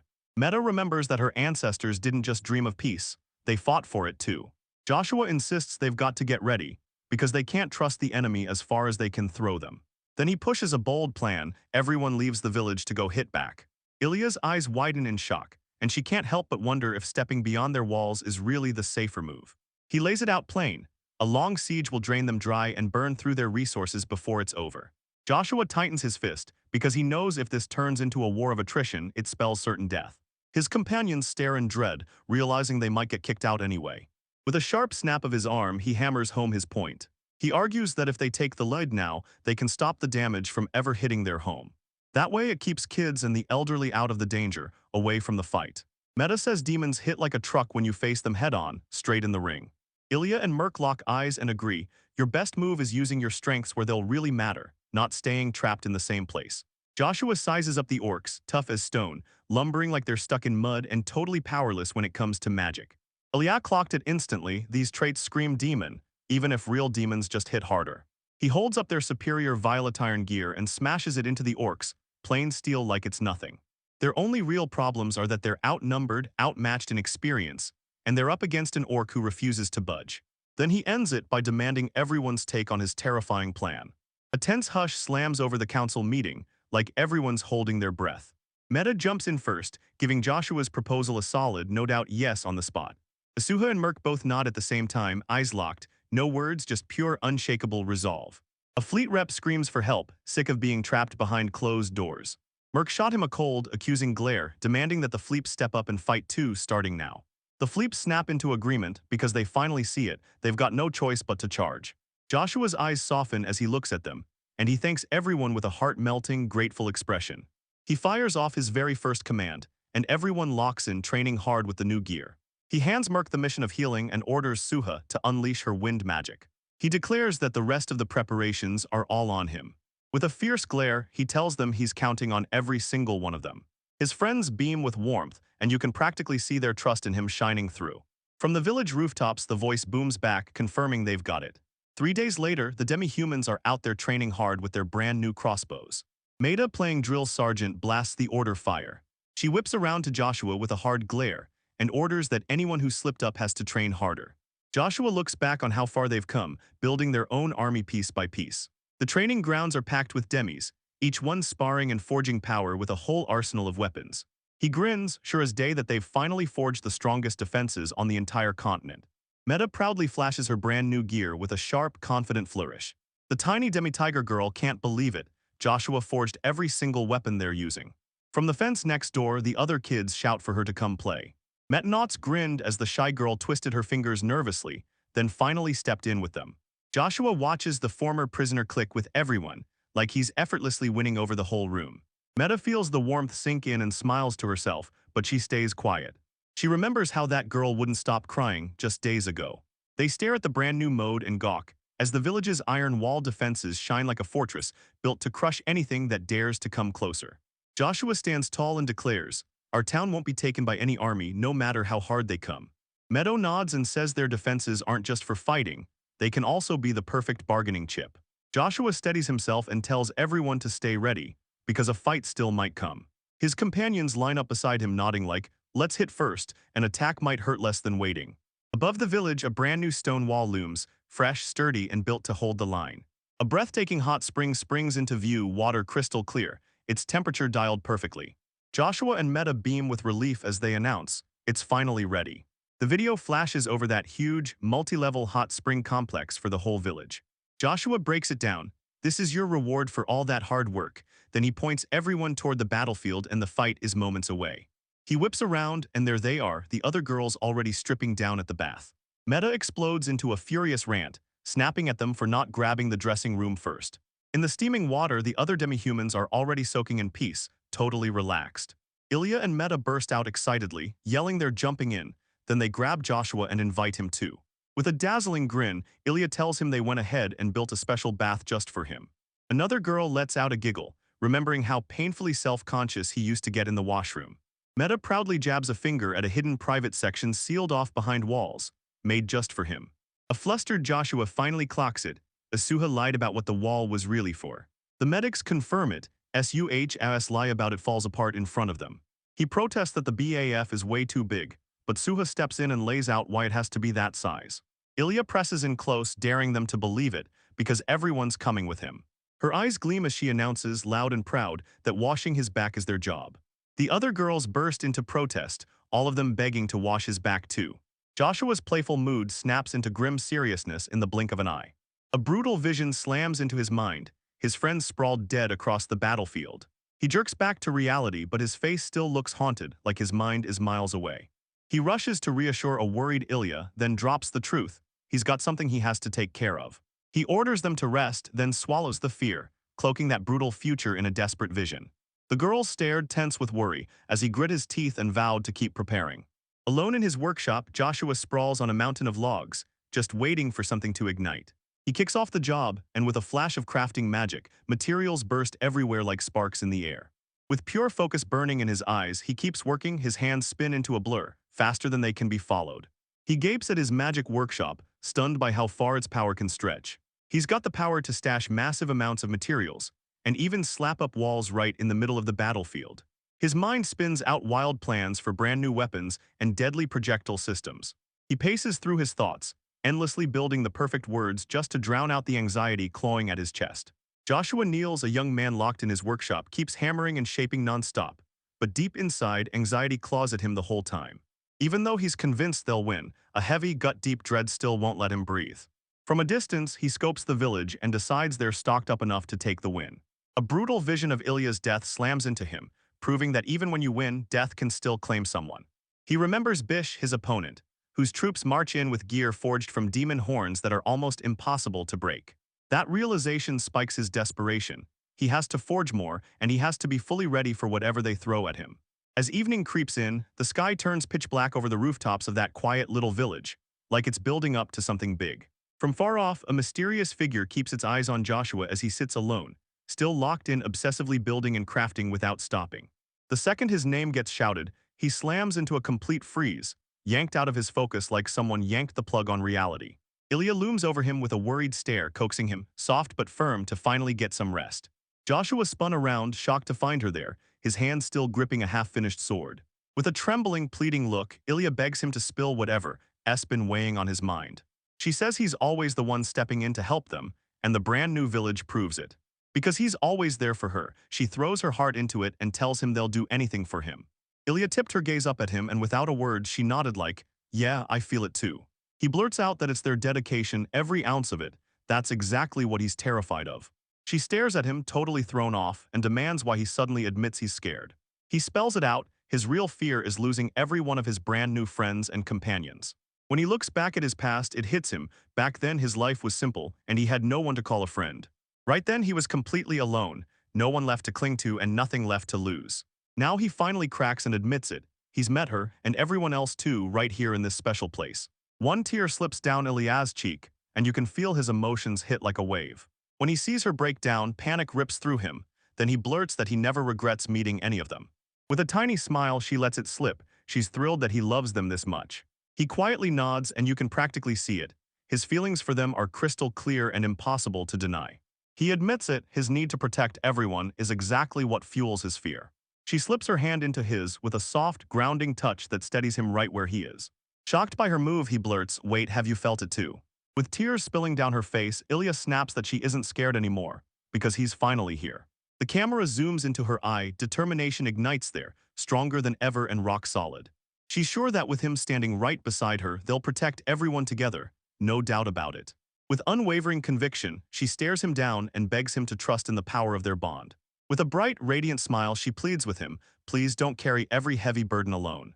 Joshua meets her eyes, and the hard edge in his face melts away as her bold words of support hit him straight in the heart. He pivots straight to the orcs waiting for them in the next battle. He leans in and reminds her Bish, their general, forges weapons out of demon horns. Elia's smile fades, and seriousness hits her face as she weighs what her enemy's weapons could unleash. He breaks it down for her. Those horns are brutal and nearly indestructible, so Bish's armor looks unbreakable. She can't help but wonder, are they really unbreakable, even when other brutal demon horns come crashing in? Ilya steps in closer, hinting that a weapon forged from their own horns might be the answer. A shockwave of realization hits Joshua's face the moment he finally grasps her brilliant idea.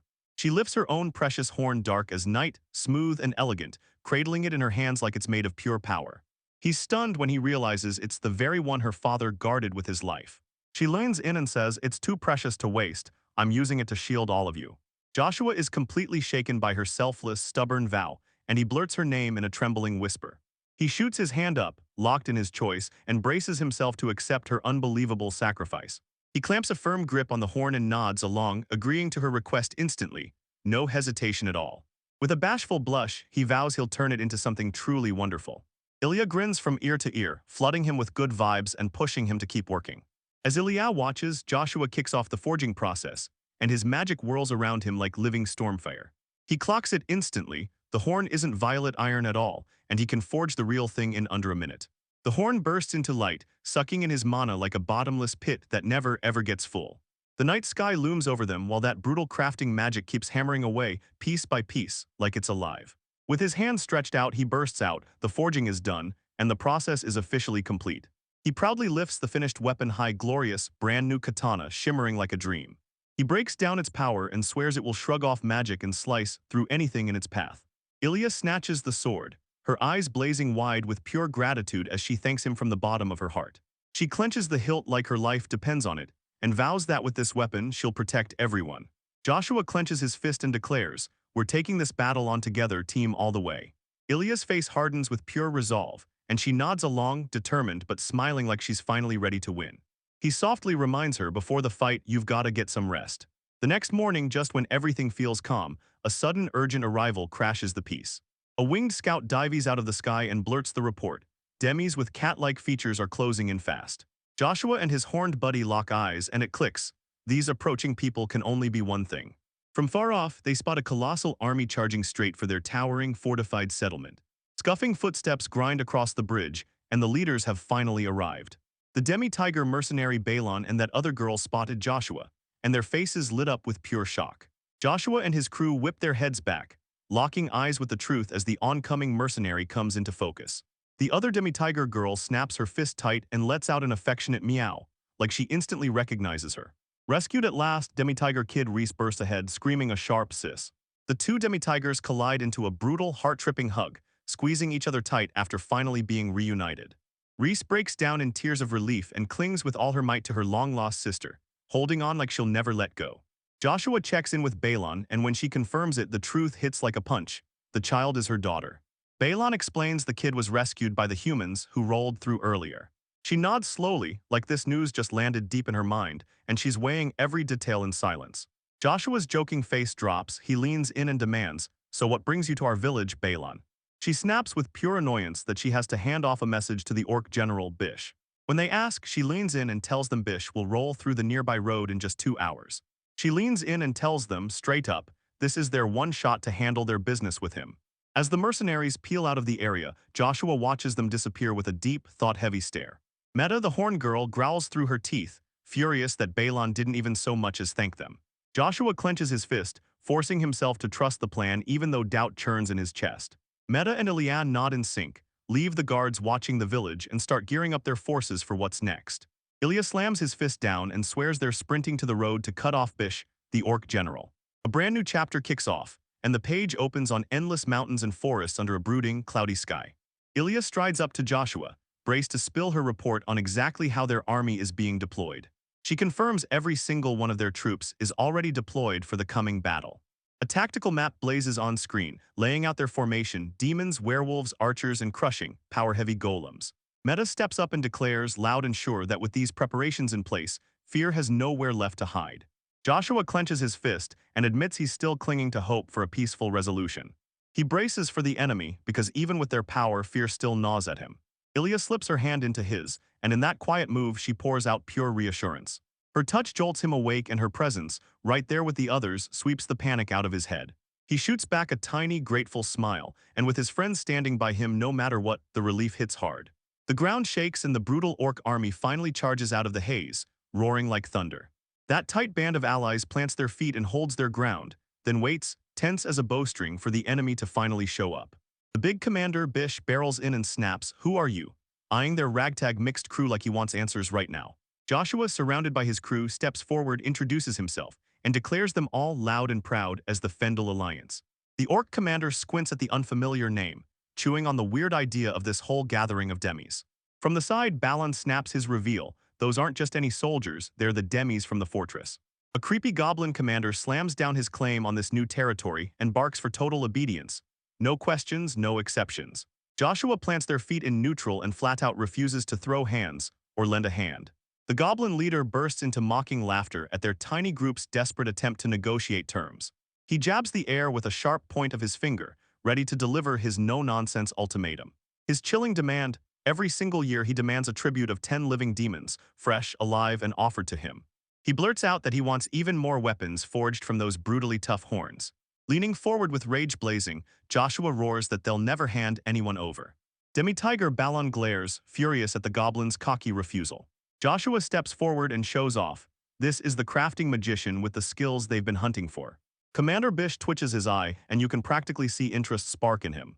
Balon flashes a confident grin and swears he's seen Joshua's crafting skills firsthand. No one else matches them. Joshua suddenly gets it. Balon isn't just handing it over, he's offering it up like a message. He staggers in place, wrestling with the horrifying price of becoming Bish's personal slave. The idea of his friends finally living in peace makes every horrible sacrifice feel worth it. Ilya snatches his hand with a vice-like grip and swears she'll never let him face the world alone. She snaps at him, demanding to know why he'd throw himself into the danger just to save them. From behind her, he peeks out and still insists his self-sacrifice is a real, solid offer. Ilya fires off an emotional reminder. He didn't just fight for himself, he battled for everyone. With fierce conviction blazing in her eyes, she vows she'll never walk away from someone this selfless. Meta and a fox girl scream with possessive fury, declaring that Joshua is theirs, no exceptions. Ilya fires back that he's hers, and she tears the others' claims apart as utterly pathetic. Meta drags Ilya for pretending to be mature after she literally just argued her way into a mess. A flustered Joshua practically blurts that now is not the moment for them to keep bickering. The girls huddled together like a storm, swearing they'd never, ever let Mr. Joshua go. Valon lets out a furious sigh as the enemy commander cackles, savoring the chaos they've got swirling inside. Bish drops the truth. He never planned to negotiate at all, and he's ready to bulldoze in and take them by force. With a thunderous roar, the orc commander snaps his waiting army into an attack. Meta charges into the chaos and snaps at her opponents. Don't you dare make this fight dull. An orc warrior sneers, his rage roaring at the audacity of a female demi-human. Her massive weapon slammed into his, and the metal screamed as their power collided. The blast obliterates the orc's weapon and tears jagged cracks across the ground. Its comrades' hushed murmur pure disbelief, because he's frozen by how unreal her strength is. The goblin commander roars to his troops to tighten up and never, under any circumstances, lose their heads. Meta bursts with confidence, swearing that together their combined power will crush every enemy in their path. The demi-tiger Balon gets a brutal order: slam into the enemy from behind. Joshua snaps to the truth. Someone out there already knew about his hidden troops, but he refuses to lose his nerve. Spinning to Ilya, Meta swore an ironclad vow to shield Joshua from every enemy that dared come near.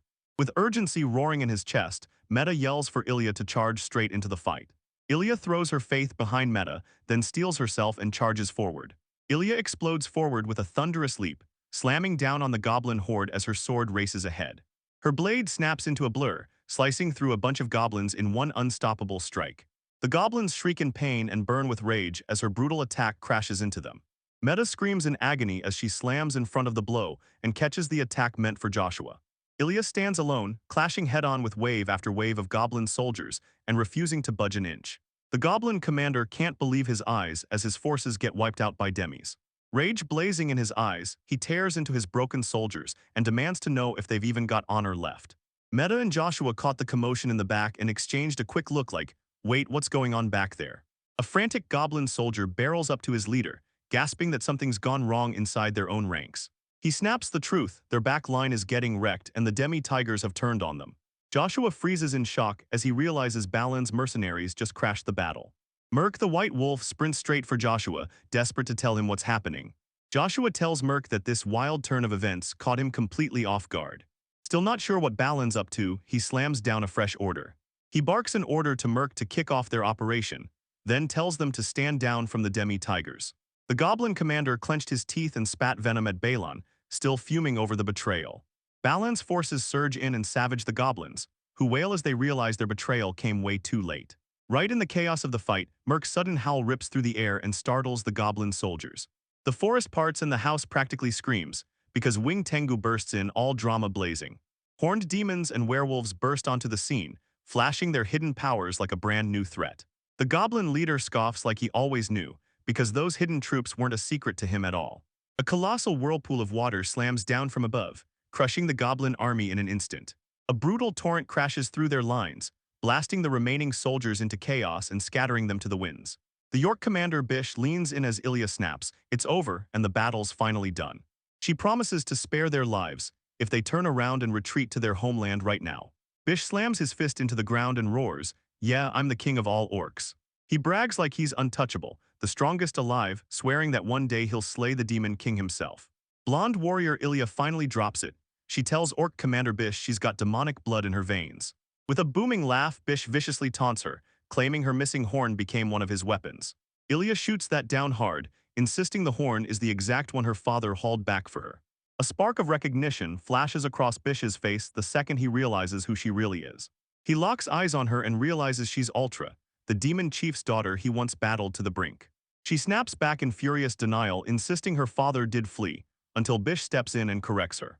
He explains that her father only charged after he'd lost his own horn, then his fighting simply couldn't keep going. The Orc commander snaps at her to stare hard at his weapon, like her life depends on what she sees next. With a sharp twirl of the spear, he snaps it into view, and the tip turns out to be carved from her father's horn. With a sadistic grin, he vows to hang her horn right next to it on her body. Rage flaring, Ilya rockets forward, her sword slamming into his blade with a violent clash. Bish sneers, taunting, "Are you really losing your temper?" And her face twists with raw, blazing fury. She comes at him with relentless fury, gripping him for one thing. She demands he hand back the horn, the very one he has no right to possess. The Orc commander coldly brushes her off, snarling that her father is nothing but a weakling. A brutal flashback hits. Her father slams himself into danger to pull her horn back and save her. Consumed by grief, she wails at the sky in denial, swearing her father wasn't weak.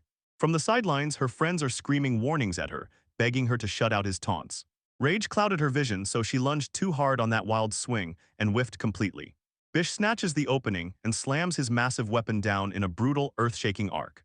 The attack rockets down at breakneck speed, and Ilya can only stare in pure, stunned disbelief. Joshua snaps into action, desperately casting a spell that slams a protective wall into place. A blinding burst of magic rips open the ground, and a massive stone wall erupts out of nowhere. The weapon crashes into the barrier and detonates in a thunderous explosion. The wall explodes into shards, yet Ilya makes it, hurled backward by the brutal shockwave. Joshua sprints to her side, shouting her name as she lies buried in the rubble. He hauls her up and listens while she tears into herself, begging forgiveness for what she did. An ally spots Bish's armor, and Joshua starts plotting a distraction to throw everyone off. Ilya yanks his arm tight, and her eyes flare with fresh, unstoppable determination. She jolts him back to the promise they made, fight this challenge side by side no matter what. Staring up at the fearsome commander, Joshua swallows his nerves and quietly nods along to her game. With a fierce, determined stare, they lock eyes and charge forward together, to take him down as one. From afar, Bish erupts in a rage-filled roar, snapping that they're nothing but weaklings for what they've done. He declares stone-cold sure that they'll never stand a chance against him. A massive explosion blasts the armored figure's head out of control, and the shockwave hurls them stumbling backward. A red-haired ally leans in and spills how he pulled a desperate move, flinging a gunny sack stuffed with coal. He seethes with frustration because even after he set it all in motion, the enemy General Bish still won't die. Through a haze of swirling smoke, Bish stands unshaken and thunders that he's the strongest warrior on the entire field. The Orc commander snaps to attention, blindsided by a sudden surge of power blasting out from his opponent. Ilya's sword slammed into Bish's weapon with a brutal clash, and sparks exploded through the air. Her blade groans as the Orc's brute strength bears down on it with crushing force. The moment their weapons grind together, the pressure hits, crack, crack, right beneath their feet as the ground buckles. An allied orc soldier spots Ilya's desperate fight from the edge of the battlefield, watching her struggle like it's the last thing he'll ever see. Joshua realizes the wider battle tide has finally swung hard in their favor. He finally gets it, for Ilya beating Bish isn't just a win. It's revenge payback for her father's death. Bish cackles like a villain, taunting her that hornless demons have zero power. Ilya's grip clamps down so hard on the sword hilt that blood starts spilling from her hands. When she starts to wobble, Joshua explodes with encouragement, yelling that she's got this and she can pull it off. Bish snaps back in shock, stunned by the wild surge of power he suddenly feels radiating from her. Ilya's sword ignites with dark energy, swirling like a storm as it drinks the blood pouring from her hands. The orc freezes in shock as her power surges, sudden, massive, and totally impossible to explain. A horned demon woman gasps in awe as Ilya's blade drinks her blood. With a primal scream, Ilya gets swallowed by a violent, swirling dark aura. Then the tide flips. Bish gets shoved backward by the female demi like she's just taken control. He strains to keep his footing, digging his heels into the dirt as her brutal pressure bears down on him. The onlookers are left frozen in shock, swearing it can't be true, the Orc King is actually losing. A thunderous crack erupts, and then that massive weapon starts to buckle under the pressure. Ilya lands his last decisive blow. His weapon explodes apart as he cuts the enemy down. The remaining Orc soldiers whisper in pure disbelief, staring at their fallen leader. Ilya stands tall, victorious, as Commander Bish's defeated body lies at his feet. The Orcs just stand there stunned because their boss and commander are gone. They're left in shock because the one commander everyone swore was unbeatable is finally dead. A goblin soldier jerks back, frozen as the truth hits. His generals have fallen and it's real. The horned demon woman cackles in triumph and declares that Ilya has finally slain the enemy general. The whole allied army explodes into a thunderous victory cheer. Smoke billows across the quiet battlefield long after the last cheer dies out. Joshua stares on, stunned with relief, and it hits him. Somehow they really won. A bunch of demi-humans of every kind throws a roaring celebration, clinging to the hard-won victory they fought for and earned together. Ilya and the horned woman lock eyes through happy tears, and in the middle of the celebration, a joyful moment hits them like a wave. The demi-tiger mercenaries prowl through the spoils of war, snatching up every last piece of loot. Joshua shouted to their leader, the cat-like demi-human Balon. He strides up to Balon and thanks him from the bottom of his heart for the crucial help. Balon waves off their thanks like it's nothing, insisting they were only tagging along on his momentum. He flat out says they didn't do anything fancy, they just backed the team that came out on top. That's it. With a wicked smirk, he boasts that betrayal is their whole thing. Joshua doubles down and thanks Balon again, even as Balon keeps shooting everything down with pure cynicism. Balon snaps that they don't need thanks at all, because he and the crew are taking every last bit of the loot. He admits they'd already made the call to switch sides, because it had been ruining their business. Joshua can't shake the fear of what comes next, because he knows their betrayal is about to unleash real consequences. He hurls an invitation at the Grant mercenaries, telling them to join their demi-alliance. Balon is left completely stunned when an unexpected, incredibly generous offer hits him out of nowhere. A tiny, amused smirk curled on Balon's lips as he weighed the proposal. He flashes a polite smile, then shuts it down, saying he's impossible to impress and he never stays in one place. Joshua flashes a warm smile and promises, "Anytime you need us, you're welcome." Balon admits he might change his mind if things get brutal, but he shoots down the idea because it's selfish. Weapons spinning in his grip, he tells Joshua to brace himself for whatever's coming. Joshua stood there as the mercenaries marched off, waving one last goodbye before they vanished. On that silent battlefield, Ilya looms over Bish's lifeless body. She drops to her knees, eyes locked on something sitting right on the ground. Joshua spots her and barrels over to her side. He cheers for her, stunned that she just crushed a foe this powerful. Joshua nods, dead certain their enemy is insanely strong. Ilya stared at him and called him out. Because he didn't just survive, he went and avenged his hometown too. She brushes off the praise fast, saying the win wasn't just her doing, it was everyone's. She gives all the credit to Joshua and every one of their friends for how far she's come. Trembling with relief, she whispers, "I finally got it back," and the tears say the rest. She carefully pulls the spear tip, crafted from her father's horn, back into her grip. Joshua clocks that Balon grabbed almost all the loot, then slips away with the demon horns left behind. Ilya hands her father's horn to him, betting everything on it to save the whole village. She urges him to hang on to it, no matter what, until the moment finally arrives. Joshua gives a firm nod and lets out a calm, confident okay right away. The horned woman can't believe it. She stares at them like, "You actually beat the army." She credits Joshua's leadership for their victory, every last bit of it. A tiny fox-like creature nods and agrees, because deep down it knows he's the clever one. The fox snuggled up to Joshua's leg, nudging him with pure love like it was saying, "I admire you." The other girls crowd in and start patting his head, showering him with heartfelt gratitude. Ilya flashes a warm smile, crediting it all to Mr. Joshua. One of the girls snaps that they only won because he stood right there with them. Joshua calmly shuts down their claims, then tilts his gaze up toward the sky. He's adamant like their win had nothing to do with luck. It came from every single person going all in and giving it their absolute best. With a warm, tear-tinged grin, he pours out his heartfelt thanks to every single one of them. He stares at their towering walled village, then slams out, "That's it, time to go home." The very next day, the sky turns crystal clear above the village wall, calm as a held breath. A winged scout named Asuha rockets out of the sky and screams Joshua's name, dropping straight toward him. She reported that the south was empty, no sign of the enemy army anywhere. Relief hits Joshua, and he urges them to seal the win with a victory feast that very night. He decides to stroll through the village, hunting for anyone who might need help. Just as he's enjoying a calm stroll, loud shouts and a brutal clash of weapons rip the peace apart. He catches Meta snapping at her trainees at the training grounds, ripping into them for being weak. Meta's sharp intensity melts the second she clocks Joshua coming her way. She sprints up to him, shouting his name like it can't wait any longer. She flashes a proud grin and demands, "Did you come to see my heroic glory?" He tells her he was just making sure the supplies were okay, and she lights up, smiling that they've got everything they need. He flashes her a warm smile and offers to make anything else she wants. Meta freezes mid-thought, staring into the air like she's hunting for what she wants next. She gives a quiet nod, and her eyes lock onto him with a chilling, unnerving intensity. Her blazing, blushing stare pins Joshua in place, totally baffled, like his brain just short-circuited. Question marks swarm around him as he blurts out, "What's wrong?" to her. He tells her, "If you're embarrassed, just lean in and whisper your request to me." She jumps on the offer, yanking his sleeve and demanding, "Hey, give me your ear." She scoots in close and cups his ear with her hand, whispering her secret like it can't survive daylight. Her quiet, shocking whisper demands one thing: she wants his children. Joshua's face twists into total, jaw-dropping shock the second she says those words. Meta makes it crystal clear, she wants a ton of them, and her face says she means every word. Clobbered by panic, Joshua gasps out a frantic bleed and rockets out of the scene. Rattled by Meta's proposal, Joshua bolts into the night, bleeding like he'd just been spooked out of his mind. With eyes wide and spiraling, he can't help but replay that humiliating, sheep-like escape in his head.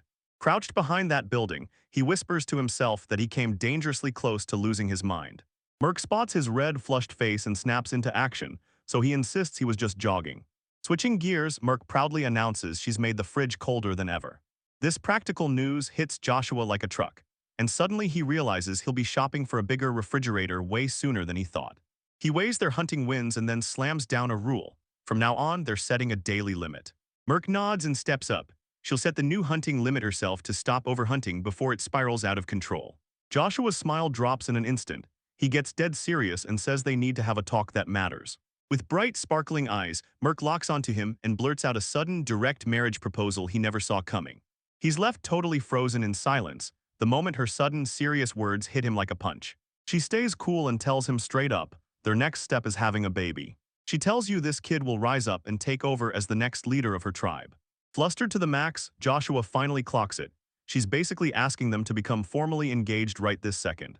Leaning in close, she tells him straight up, werewolves can't marry until they finally hit adulthood. A daring little smile curls on her lips as she waits for his decision to finally land. He reluctantly goes along for now, praying she'll spot someone else later. She claims him as hers and yanks him into a bone-tight, possessive hug. Joshua is utterly stunned by what she does, and he instantly demands to know what she's up to. She tells him she's leaving her scent all over him, marking him like a claim because he's hers. Flustered, Joshua lets her drown him in sweet, affectionate nuzzles as she claims him. Then boom whiz the tiny slime pops into view, blinks in shock and blurts out your names like, "You're here." Later, Asuha drifts through the air like a dream, itching to show Joshua just how much her flying has improved. He leans in and tells her, softly but firmly, that she doesn't have to, her flying is already incredible. Merc pops out of nowhere and slams his hand onto Isuha's arm, ripping them out of their quiet moment. Joshua gets yanked back and forth between them as Merc pulls him in tight, demanding his attention.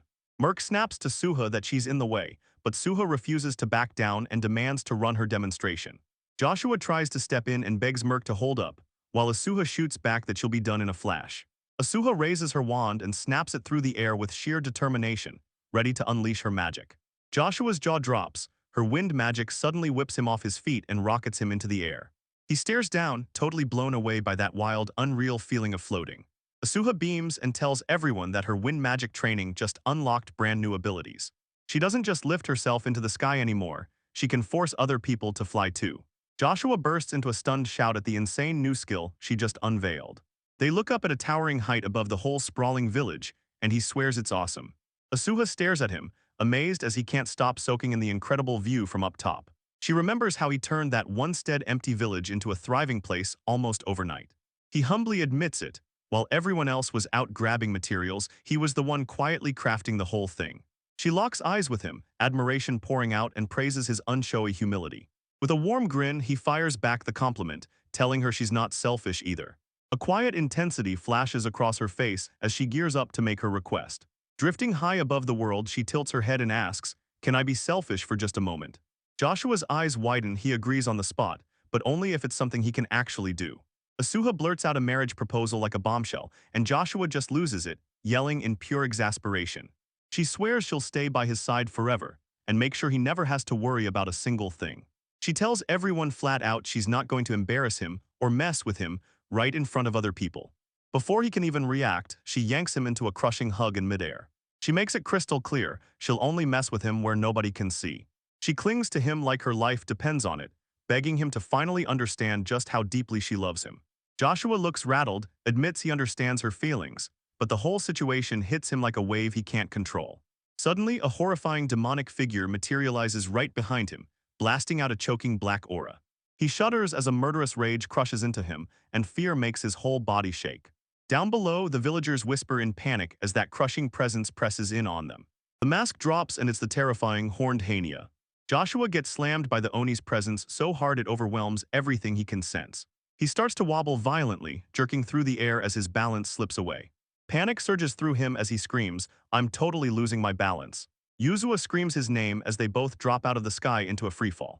Down the line, Ilya drifts into memories of a mythical creature with a terrifying, alien-looking face. The moment locks in, suddenly you see a hyena mask and an Oni lurking right behind it. She still remembers the last time hyena screamed her name and it hit like thunder. The creature had already stolen her face. Now it wore her expression and pure terror swallowed her whole. As Joshua tumbles down, he just gives in, convinced this is the end for him. A weird calm settles in his chest, like he's already sure he's about to die. His consciousness slips away, and the faint cry from Ilya is the last sound that reaches him.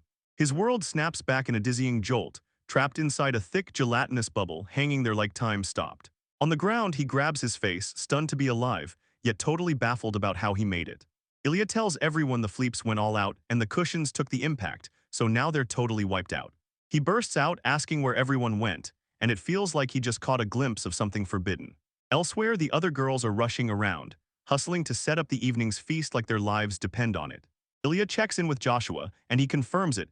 Everyone's buzzing with high spirits and clicking like they've been friends forever.